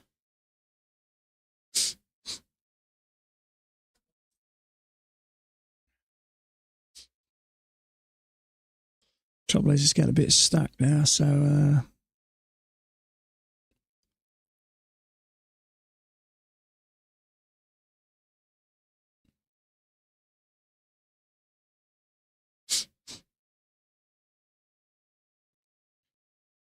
trouble is, it's very easy just to assume this has got to come down. It absolutely hasn't. So you never quite know what it's going to do.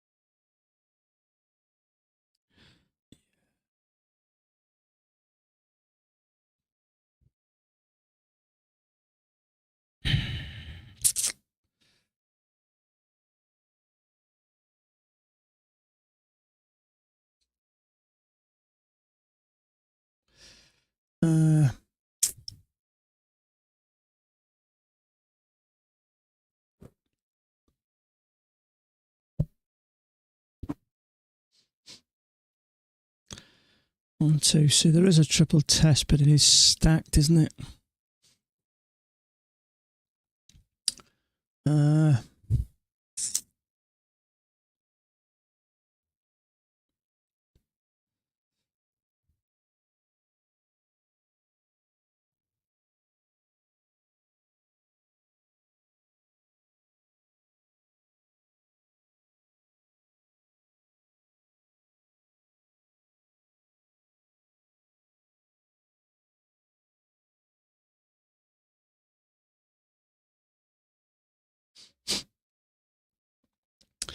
Okay.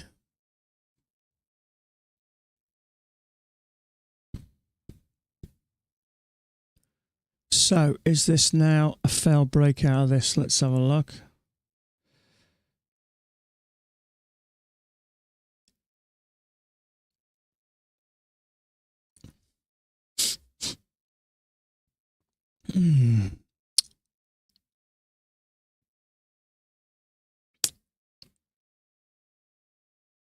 So we've had a break, 2 pushes up to not quite a new high yet. Now we have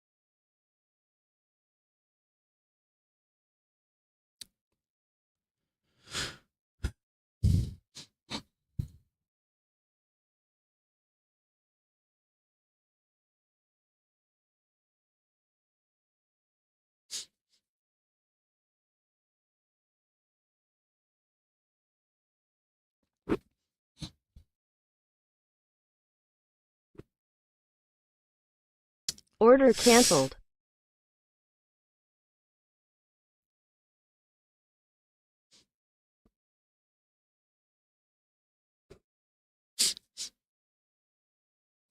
See what reaction we get to here. Leg and a leg.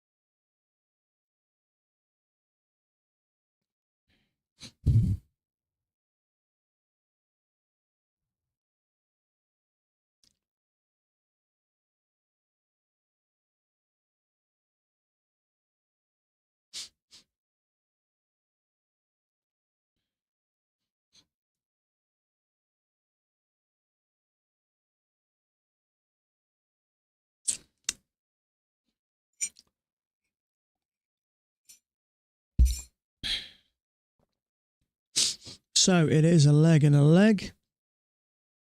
I'd like it to break up of some of this.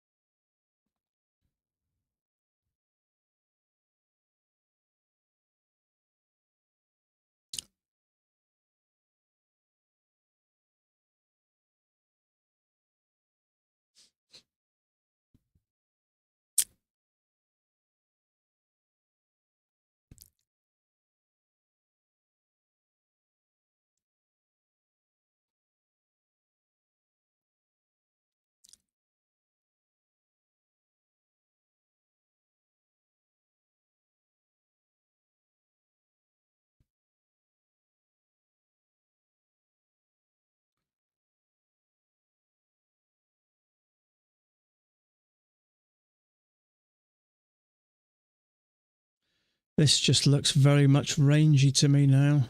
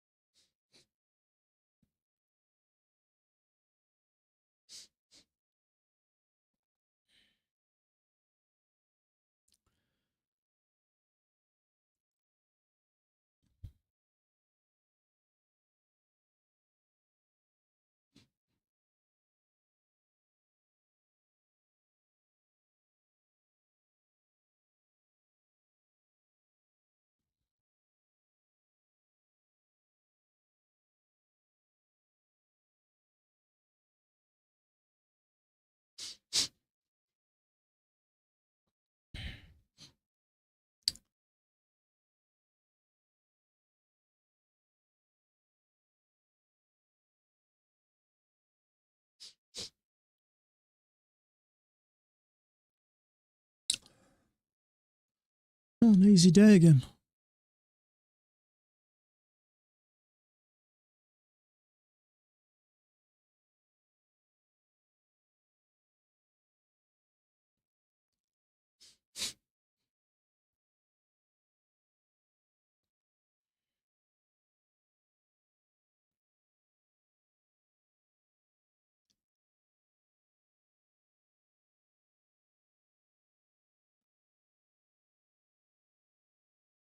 Kind of looks like a shoulder, a head, a shoulder.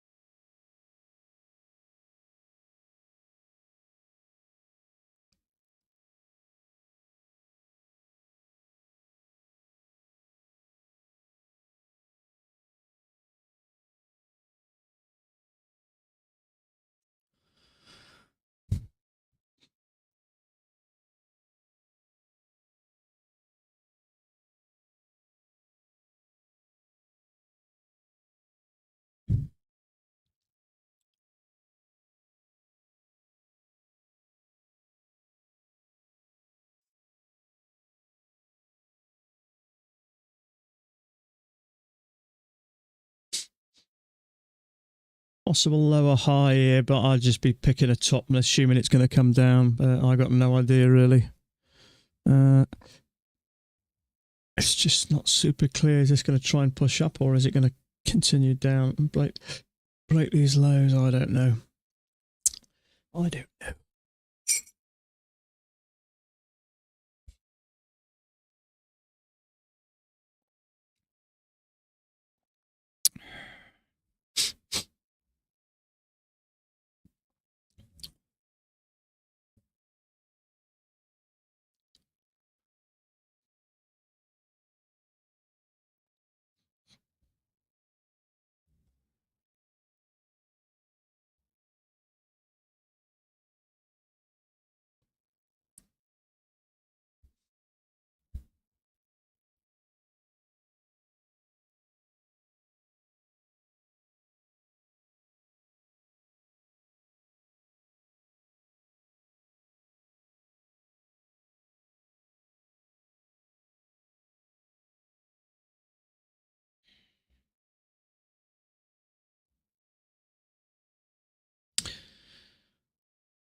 Yeah, I wouldn't take a lower high here because this is a channel. We could just have two legs back and it may trap the shorts and push higher. I really don't know. It could be a top of a channel, but there's no guarantees.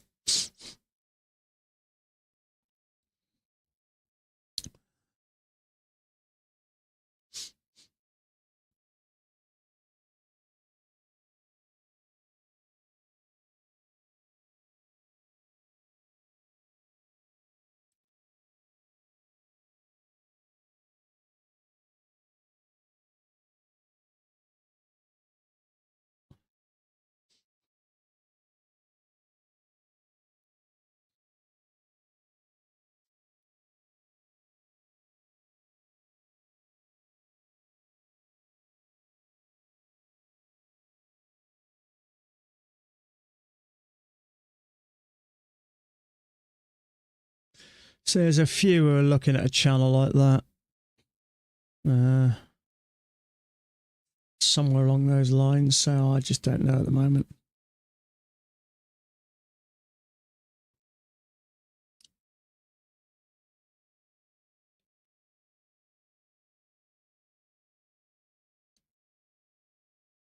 How long did I sim trade? Not long enough, Michael. I did 6 months trading a sim with currency, but I never even heard of a prop firm at that time. When I moved on to trading Pats, not long at all, to be honest with you, mate. I thought it was easy and put money of my own in and lost it. And I've kind of been losing money ever since. I'm obviously making some now, but it took me a long time just to break even. So not long enough. The trouble is, me, just like a lot of others, you think trading's a lot easier than it is. And you get quite a sort of a sharp awakening as to realise how difficult it is. So I ended up putting, after a couple of months, I think I put money into my own brokerage account and lost it. I was convinced I was going to make money. And then I moved on to prop firms, and my answer was I just threw money at it. I think if I throw enough money at it, I'll get lucky. Sooner or later, I'll get a PA, and sooner or later, I'll get a payout. Well, yeah, that happened, but I ended up losing way more money than I made. So, I'd tell any new trader now I would spend absolutely 12 months on a sim. Absolutely. And then get one evaluation when they're cheap and then just play around with that. I wouldn't even try. The trouble is that the natural sort of what you want to do is when you get a sim, naturally you want to try and get it to a PA. And usually you'll take risks. Now, sooner or later you'll get one to PA and then you'll pay $100 or whatever it is, $125. And then you'll start to feel a bit more pressure and you'll blow it and lose it.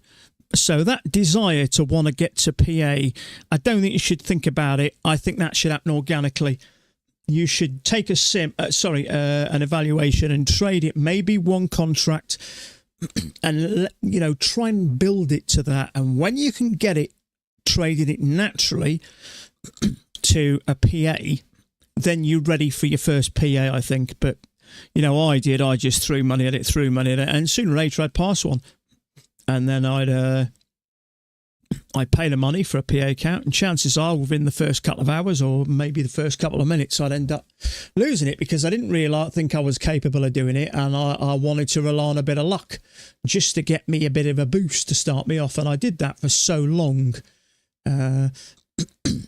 So people just they don't spend enough time on a sim really. Trading, it does look very easy, but once you've been doing it a while, you realise how difficult it is. And not only is it difficult, you've got that added bonus of an emotional roller coaster as well, which is going to kick you in the face many, many times. Send people to double. I think, it's weird, isn't it? Mac's been telling us that for years, and how many people actually listen? I certainly didn't. And it's weird, isn't it? You think you make all your silly mistakes not listen to people when you're a youngster, and your parents said, don't do this, don't do that. And we don't listen. We know best. But then when you become an adult, you start to realise if you listen to people, you learn a lot quicker and make a lot less mistakes. But then when trading comes along, it's almost like you turn into a juvenile again, where you don't want to listen to anybody and you want to do things your own way. And I think a lot of that is down to all the stories we hear about how many people are making tens and hundreds of thousands. You just want a piece of it. And we also hear many, many times, this is not a get-rich-quick scheme. Yes, you can get rich potentially. You can make a lot of money. You can have a great life, but it does not happen overnight. It takes quite a few years. We don't know. That it's when you become an adult, you learn, don't you? But with trading, for some reason, you almost sort of take off. It almost sends you back to being a child again, where you no one's right, you're right, and you want to do it your way. And then yeah, exactly right. Yeah, we kind of sort of lack maturity all of a sudden again, don't we? And then we end up doing it the stupid way. And that's why so many people give up. It's not because they're not capable. It's because it looks a lot easier than it is. And then once people get a taste of it and they lose a chunk of money, they think, screw that. And walk away and that. And it's only the mad, crazy types like us who won't give up and will keep coming back. And not everyone has got that quality. The people who don't mind the punishment, the people who don't like to get beaten. I've always been quite competitive. I make out I'm not, but I'm very competitive. I don't like to lose. And even a board game or something, I don't like to lose. So I kind of see it when I make a trade and I stay out of a trap. I feel like I've outsmarted the market. I've got you back. And I love proving people wrong as well. If someone says, I know a couple of my family members said, they've got highly educated guys coming out of university in their 20s with degrees coming out their arse pocket. What chance have I got? I've always had that. I like surprising people. I like to prove people wrong. But I do love the challenge of the markets. I love trying to work out why this happened and a lot of scams who live from so-called, yeah. How many times you see something on YouTube? I see it every day on YouTube. I was browsing YouTube, and usually they're in the way of shorts now. There was something saying, has this happened to you? Has that happened to you? I bet you're sick of this. I bet you're sick of this. Click this button, go on to this, and I'll tell you a little bit of more information. As soon as you click, you see some sort of a dollar figure jump up, only $59.99. Anybody that tells me I can do this, I can do that, and all it's going to cost you, I completely ignore now. I mean, you know, you never hear Mac trying to sell things, do you? You know, he always says at the end of it, this is priceactiontradingsystem.com. He never tries to sell it yet. He never mentions the price. I've never heard Mac mention that it's only $125 a year. And that to me, is someone who makes money out of trading, and that's where his living is. And he does this because he wants to help other people. You can see through Mac really easy, and you can tell he's a genuine guy because he doesn't talk about cars, he doesn't talk about money, he doesn't talk about houses. You go, all you ever hear Mac talk about is how difficult it is, how long it takes. And that is someone who is genuinely trying to help you. If people are telling you you can do this by next year and it'll only cost you this money, it's a load of bollocks. It's not true. Can't be done. Yeah, I'm sure, I don't doubt there are people who can pick this up quick. And, you know, some people who have naturally got a lot of self-discipline, they will find it easier. They will learn it quicker. I wasn't one of them. I had to work at it. I've got certain qualities of that determination to come back, but I've also got those bad attributes that I thought if I throw enough money at it, it'll work. Teacher was, he does. I mean, I really feel like I'm robbing him if I pay him £125 for a year. Sorry, dollars. It's peanut, absolute peanuts. And I've been trading packs now for a little over 4 years, and the price has never changed. That is not someone who is trying to rip you off. And I'll tell you something now. One thing I've learned in my time in trading, there is so many people out there trying to take your money. With false promises about this, that, and the other. And after a while, you do kind of learn to spot it, but I do feel sorry for people. There's a girl I've watched in the UK, a trader, Mindfully Trading, her name is.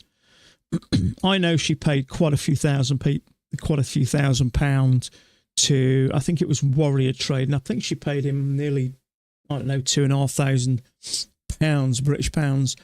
And she said in the end it wasn't value for money, but you know, there's that many promises out there, and people talk about money, and it's very easy to get sucked into it. You know, you can understand why people get ripped off, can't you?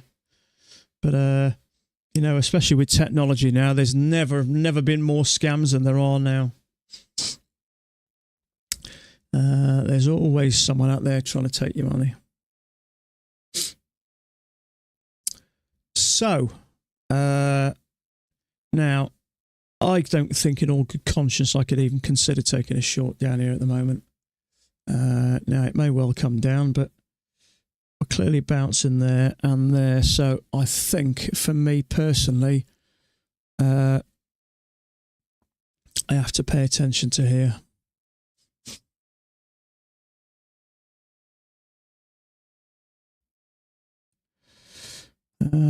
I'm just looking at Thomas's chart and Dan's chart.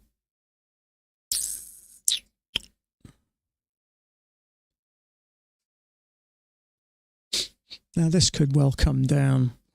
I mean, I'm starting to think that it's struggling to get up, but you have to pay attention to that. And I think jumping in short there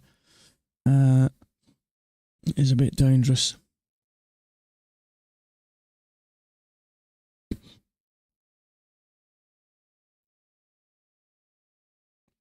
Yeah, Dan's just now posted that. What's he put? Playing the idea that this uptrend is in place. So he's got the same as me. So although I think there's a good chance it would come down and make these lows, I just don't think in all good conscience I can go short there, even though I knew there was a fair idea that could happen.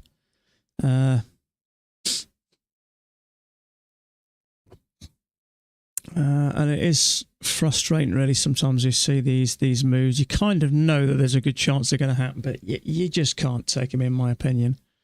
Although you know, my thought process for a while now is this is going to come down. It may not.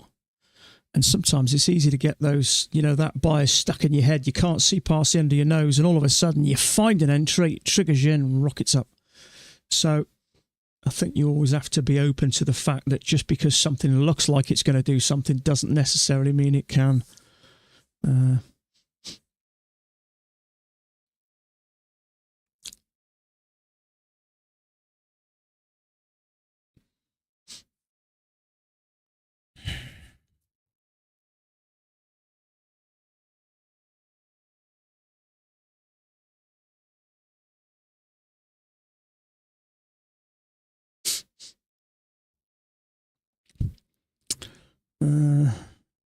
Yeah.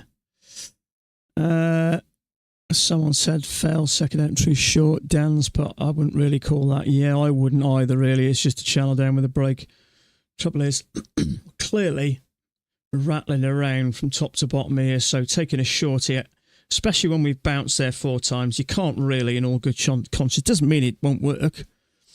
You know, the worst trade in the world, the worst setup in the world, really, will sometimes work. So if you went short there, you'd have got a 0.75 at best, because it would have had to push through. But then, what's happening now?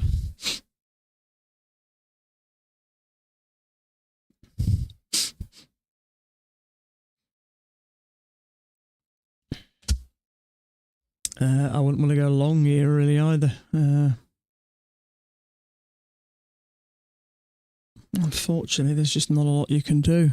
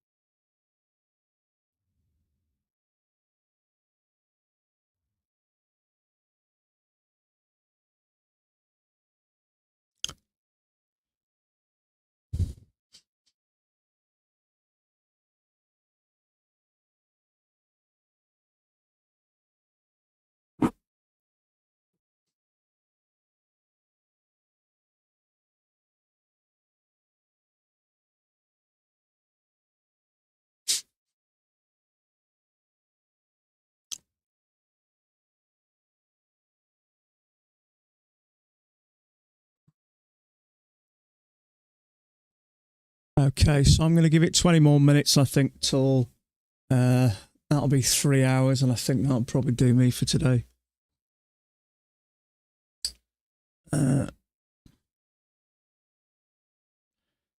So channel break, new low. It could be a triple test there. I don't think it's safe to go long or short here at the moment. You can argue there's a bounce, and a bounce, but this just to me looks a bit like Trapped City. I mean, if this was a channel, I'd expect more than a tiny break and a new push up. So that for me is a vulnerable. Now that would be more of a failure. Second entry long, which triggers and fails.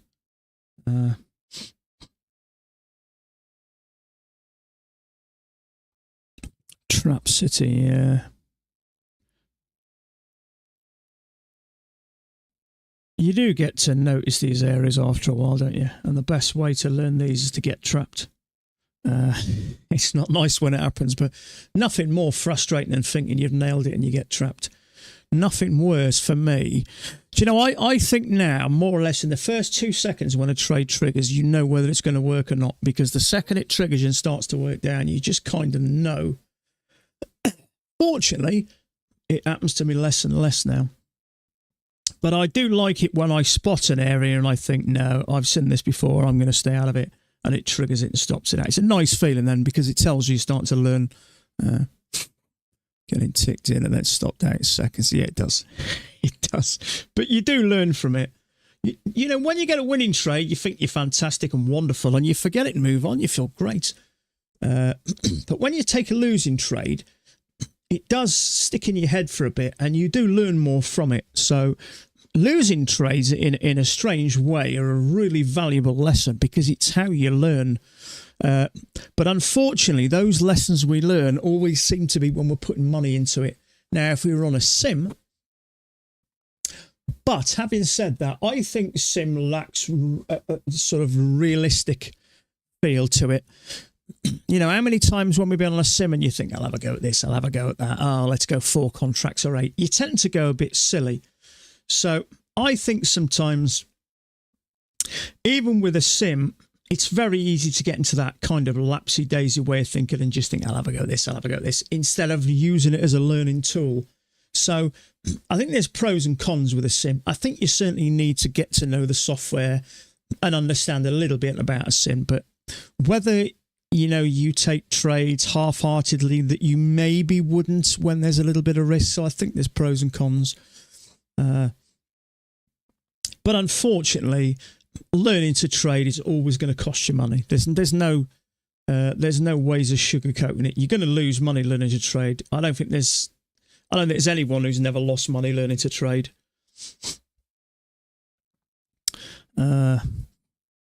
So let's have a look. It's hard to know what's going on here. My gut feeling is it's probably going to test this area down here. I've had that sort of thought process. We come down, we make a few attempts to come high, and then we drop again. But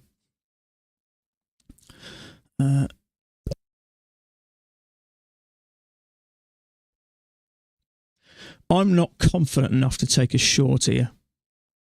Although, you know, it does look like it's struggling to get up. But price at the moment is a little bit sideways and a little bit unclear, and when it's like this, sometimes it can give you a false sense of security.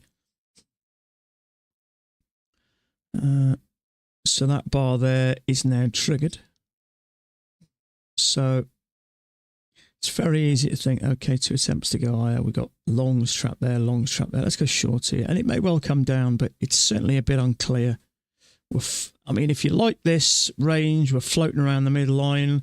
We're just below overnight lows. In fact, you could say we've more or less rejected off it there a couple of times. So down would be my thought process, but it would be just a gut feeling that it's more likely to push down, but it's not a feeling than what I want to get into a trade. Because although I think it's more likely going to come down, I might be basing that on a 60-40, and I don't want to trade 1-to-1 on 60% win rate. I want higher than that.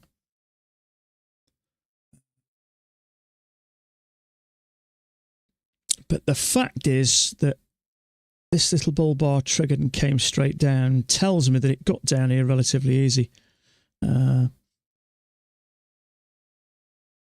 So as I say, for a tiny break like that with a channel like this to push straight up and make a new high, it just never happens. If that continues on up, it's because there's a wider channel. And I don't think there is at the moment. So I think that is vulnerable. Because traders are going to be thinking, yeah, we've had a break, let's go long. But it's just a bit unclear. There's, you know, it's finding a bit of support down there, so that may stop it go down. So I got multiple ideas going around my head. None of them are clear. So I got into a trade earlier, realised that it was turning. I got out of it, fortunately, for a bit of profit. So it's not been a in vain day. So I'm up a total of about, not far off $1,600 for the day on all my accounts. So it's not been anything above $50 is a profitable day in Apex's eyes. So hopefully before the end of this month, I should be able to take another few thousand, 3,000 to 5,000, something like that, I would have thought.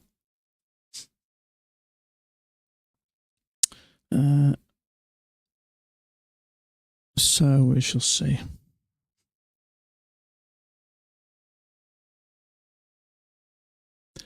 So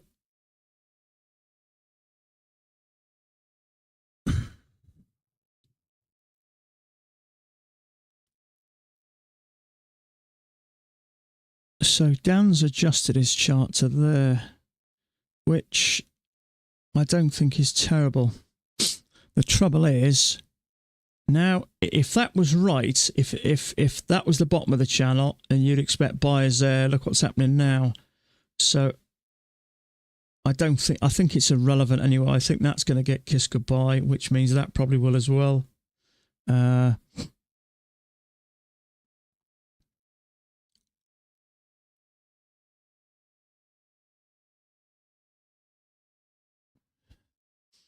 Say, I looked at that. My gut feeling it was going to come down, and it did. You would have made some profit there, but I just didn't want to. So I go for 3 points. I wouldn't be far off it there, but my gut feeling it was going to come down, but that's all it was. It just wasn't strong enough to get into a trade there.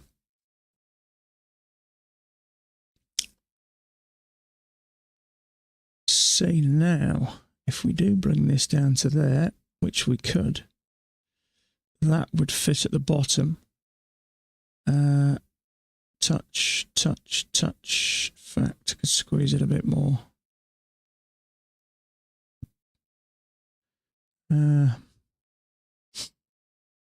It's just could go up or down here.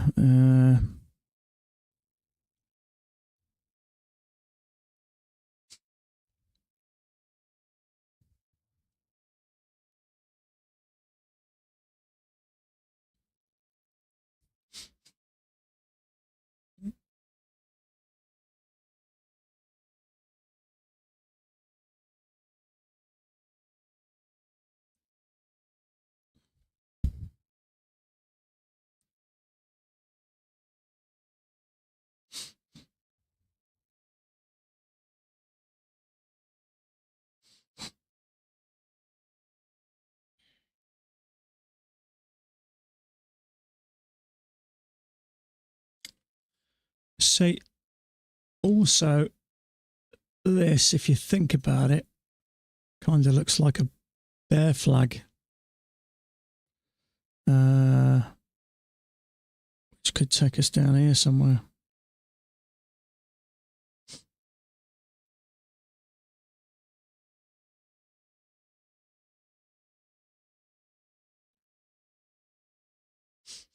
It could be something like that.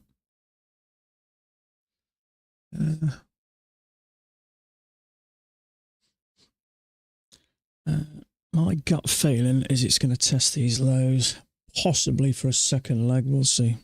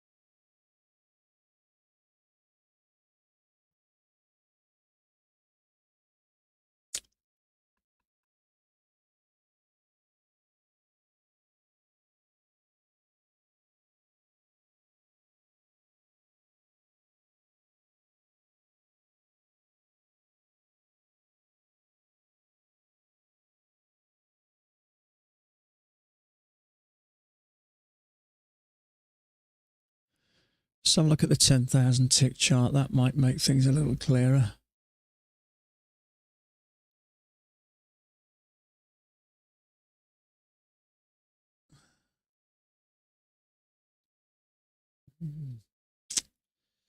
Not really. 2 legs up. Yeah, it's still a little bit sideways, isn't it?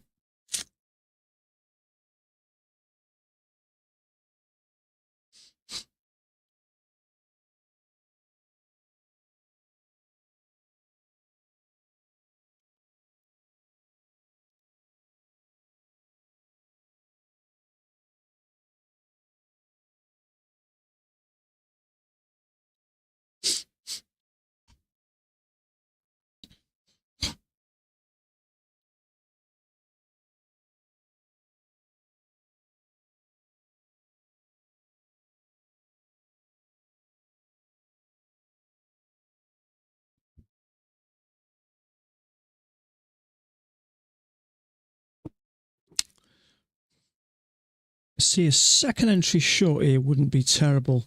But if there is that channel, I don't know. I can bring myself to go short there into the bottoms again. I'm not even 100% sure that is a channel. You know, initially I think I had it like that.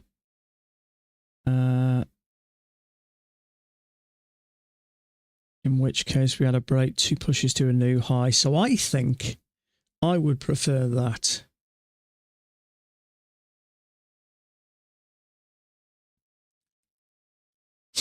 Two pushes to a new high. So this for me is likely to continue down, I think. I just can't take a lower high or whatever you want to call it that close. It's got to push up here really. I did that midline, second entry short off the midline, channel down, 2 attempts to push higher. That would interest me. I just can't take a short there that far from the EMA because a lot of times that I just trigger, come back to the EMA and give you a beautiful second entry short here and you're down a trade then.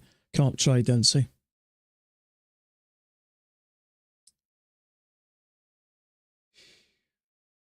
So if we can get a second entry short from here, we would also be bouncing off the overnight lows, which would be there. So channel down, second entry short off here for a second leg down below here.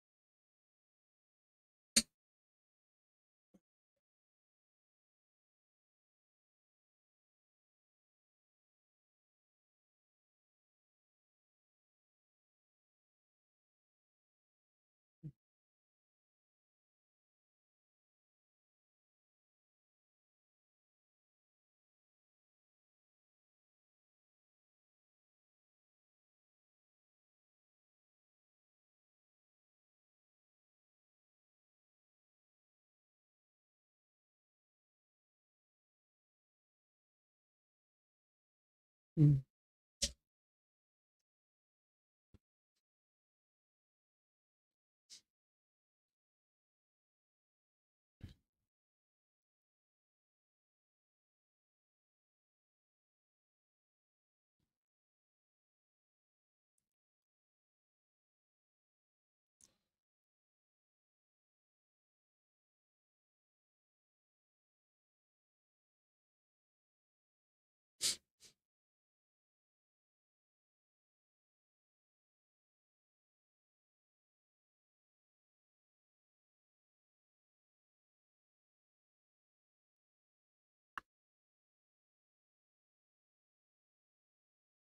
That's what you've got, is it?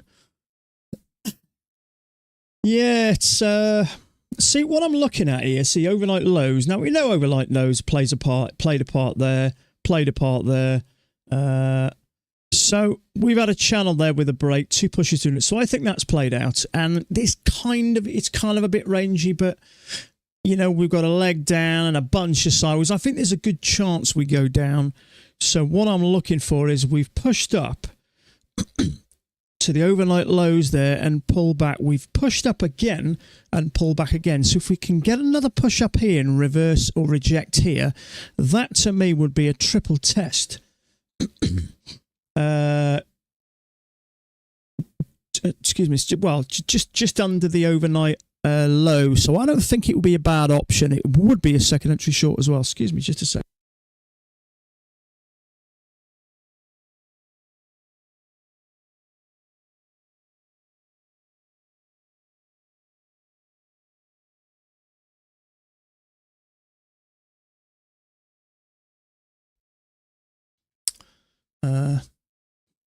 So,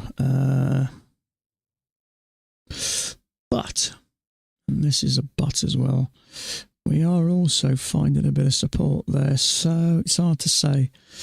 So I'm guessing there's going to be stops around this area, possibly trying to push price up. But if this falls right, another push down from here, I may have a go at that, just to get a few points out of it rather than to push right down below. But if it does get below this area here, I think it's got a good chance of clearing the lows of the day. But this is clearly struggling to get up, but I've thought that before, and all of a sudden you jump into a short, triggers you and rockets up, eating loads of shorts on the way. That to me is premature to get in short. So if we get a triple test, I would like it to break above there, possibly there.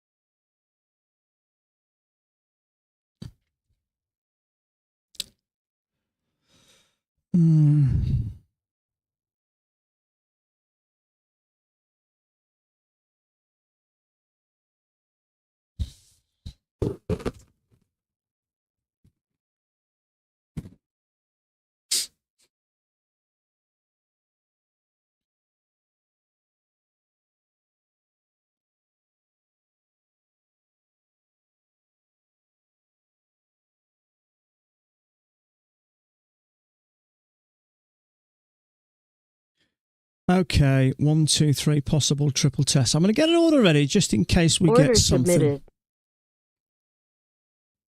1, 2, 3.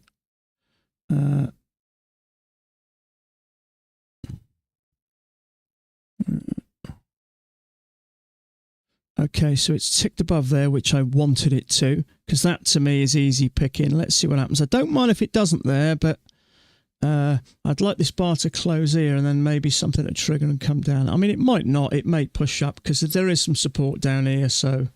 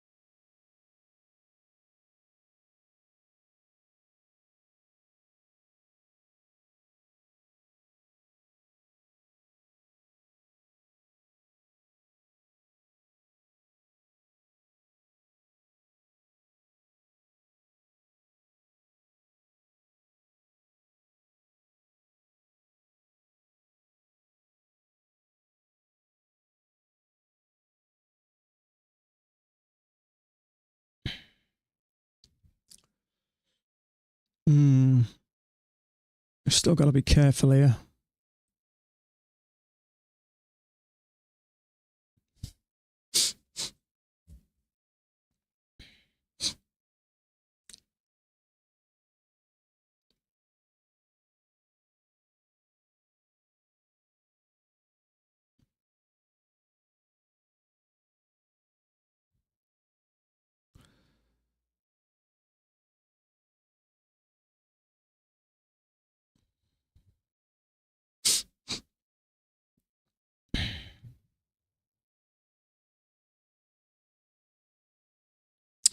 Bar's naff anyway.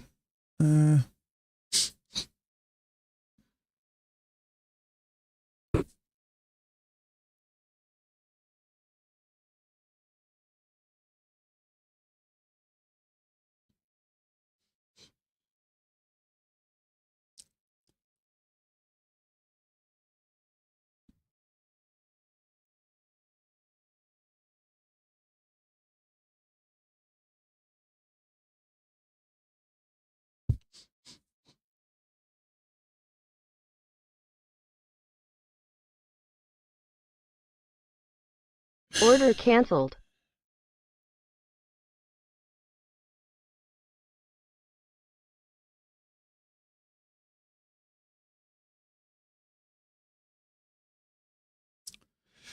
Nah, it's too dangerous, really. On my other 2000 tick chart, there is a bearish bar there. Yeah, it looks like a triple test, but I think it's always nicer to trap that. But I don't like it when we have a full bar with a full bearish bar, because a lot of the times it'll go up, crossover, come down, crossover, go up, and it starts to stack. For some reason, I hate taking trades when that happens unless we ticked above it, in which case we're likely trapping some traders. But at the moment, we go up, we cross over, we come down, we cross up, we go up. It's just not somewhere I want to get into it. Yeah, you could say it's a triple test, which in a way it is, but I think the good triple tests work quickly and they work well. Now, this may go on to push down, but it is very rangy, and this is kind of in the middle. I like the fact that it is bouncing off the overnight lows. This line I got here, let's change the color of it.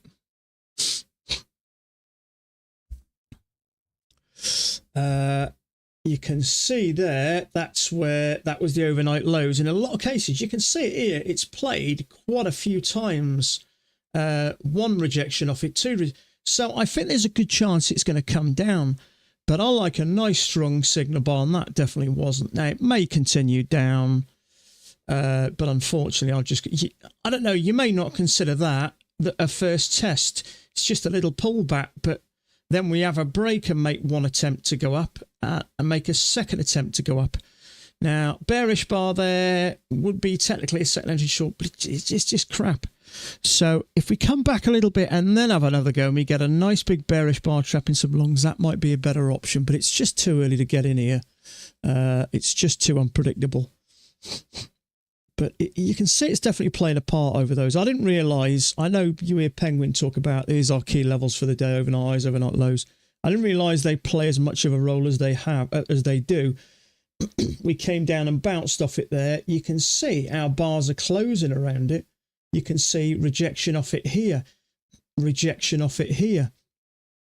And you can clearly see it here, here and here. Well, as far as we've got. So it does seem to be playing a part. So unfortunately, you've just got to sit tight here. If it gets above there, then it may give us something down. But at the moment, we just can't trade that.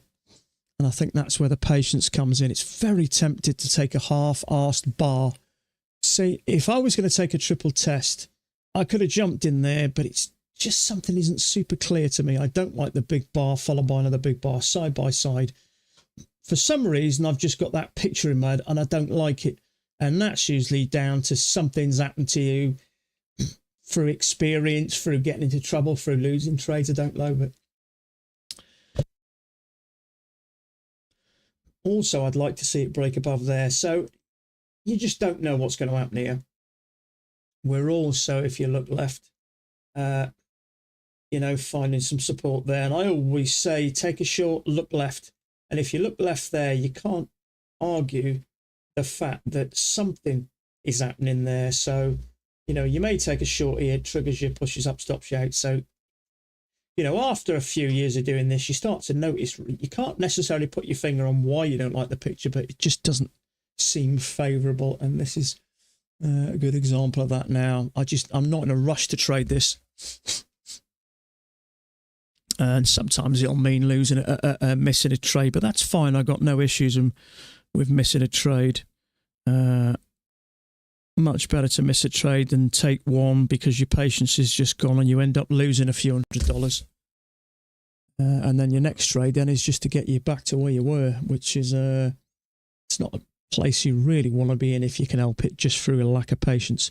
If it breaks above there and then turns, that may interest me. But it's almost gone stagnant here, isn't it? Which, same again, that puts alarm bells as well. There's obviously a battle going on here, isn't there? And sometimes if the longs win, it'll shoot up and take out these areas. Sometimes the shorts will win and it'll eat up these stops and come down. So I find sometimes the slower price goes, the more unpredictable quick movements it can get.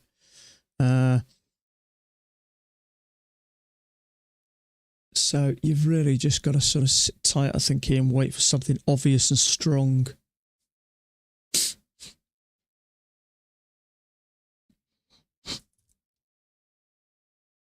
Okay, so I'd like to get above there. Then we can maybe rethink this thing. Let's see if it's got a rush now or something decides to come down. But so many times I've thought we have to make a new low, and you know, I'll be impatient. And the first time we get half-hearted short, it'll trigger me and stop me out and end up going up here. So I kind of never, you stop assuming after a while.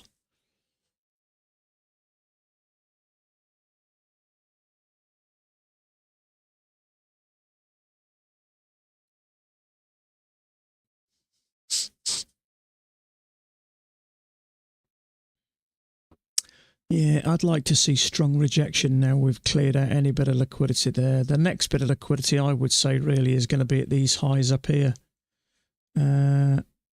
So I think usually by now, once we've taken out these areas here, freaking Christ, sorry about that. The door just went, the dogs. Hell. I nearly shit yourself. Sorry about that.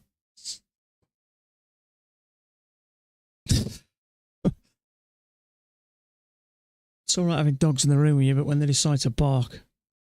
So, yeah, I mean, as it's cleared out these liquidity, that's when I would think it's probably likely to push down. Then it's just stagnant at the moment, so I think it's just a bit awkward.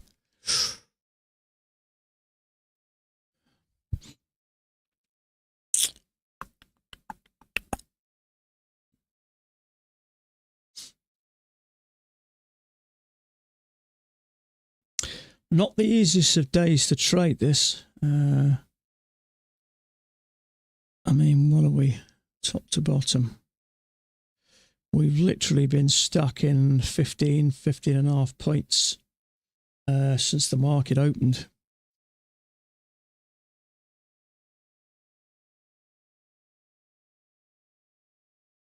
Channel down. Once we cleared out this, I thought this may then push down.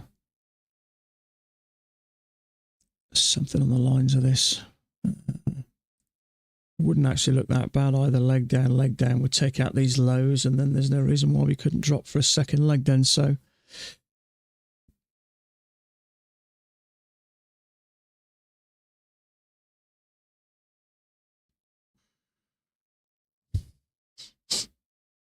I'm going to leave that there just for a bit of fun.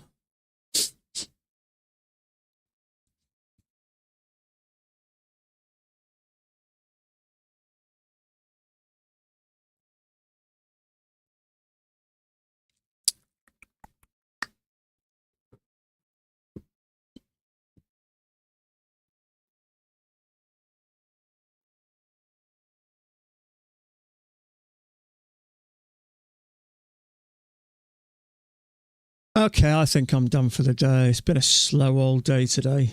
So I will leave you guys there. So if you carry on trading, good luck. Failing that one, you are getting some rejection now, so maybe that's not terrible.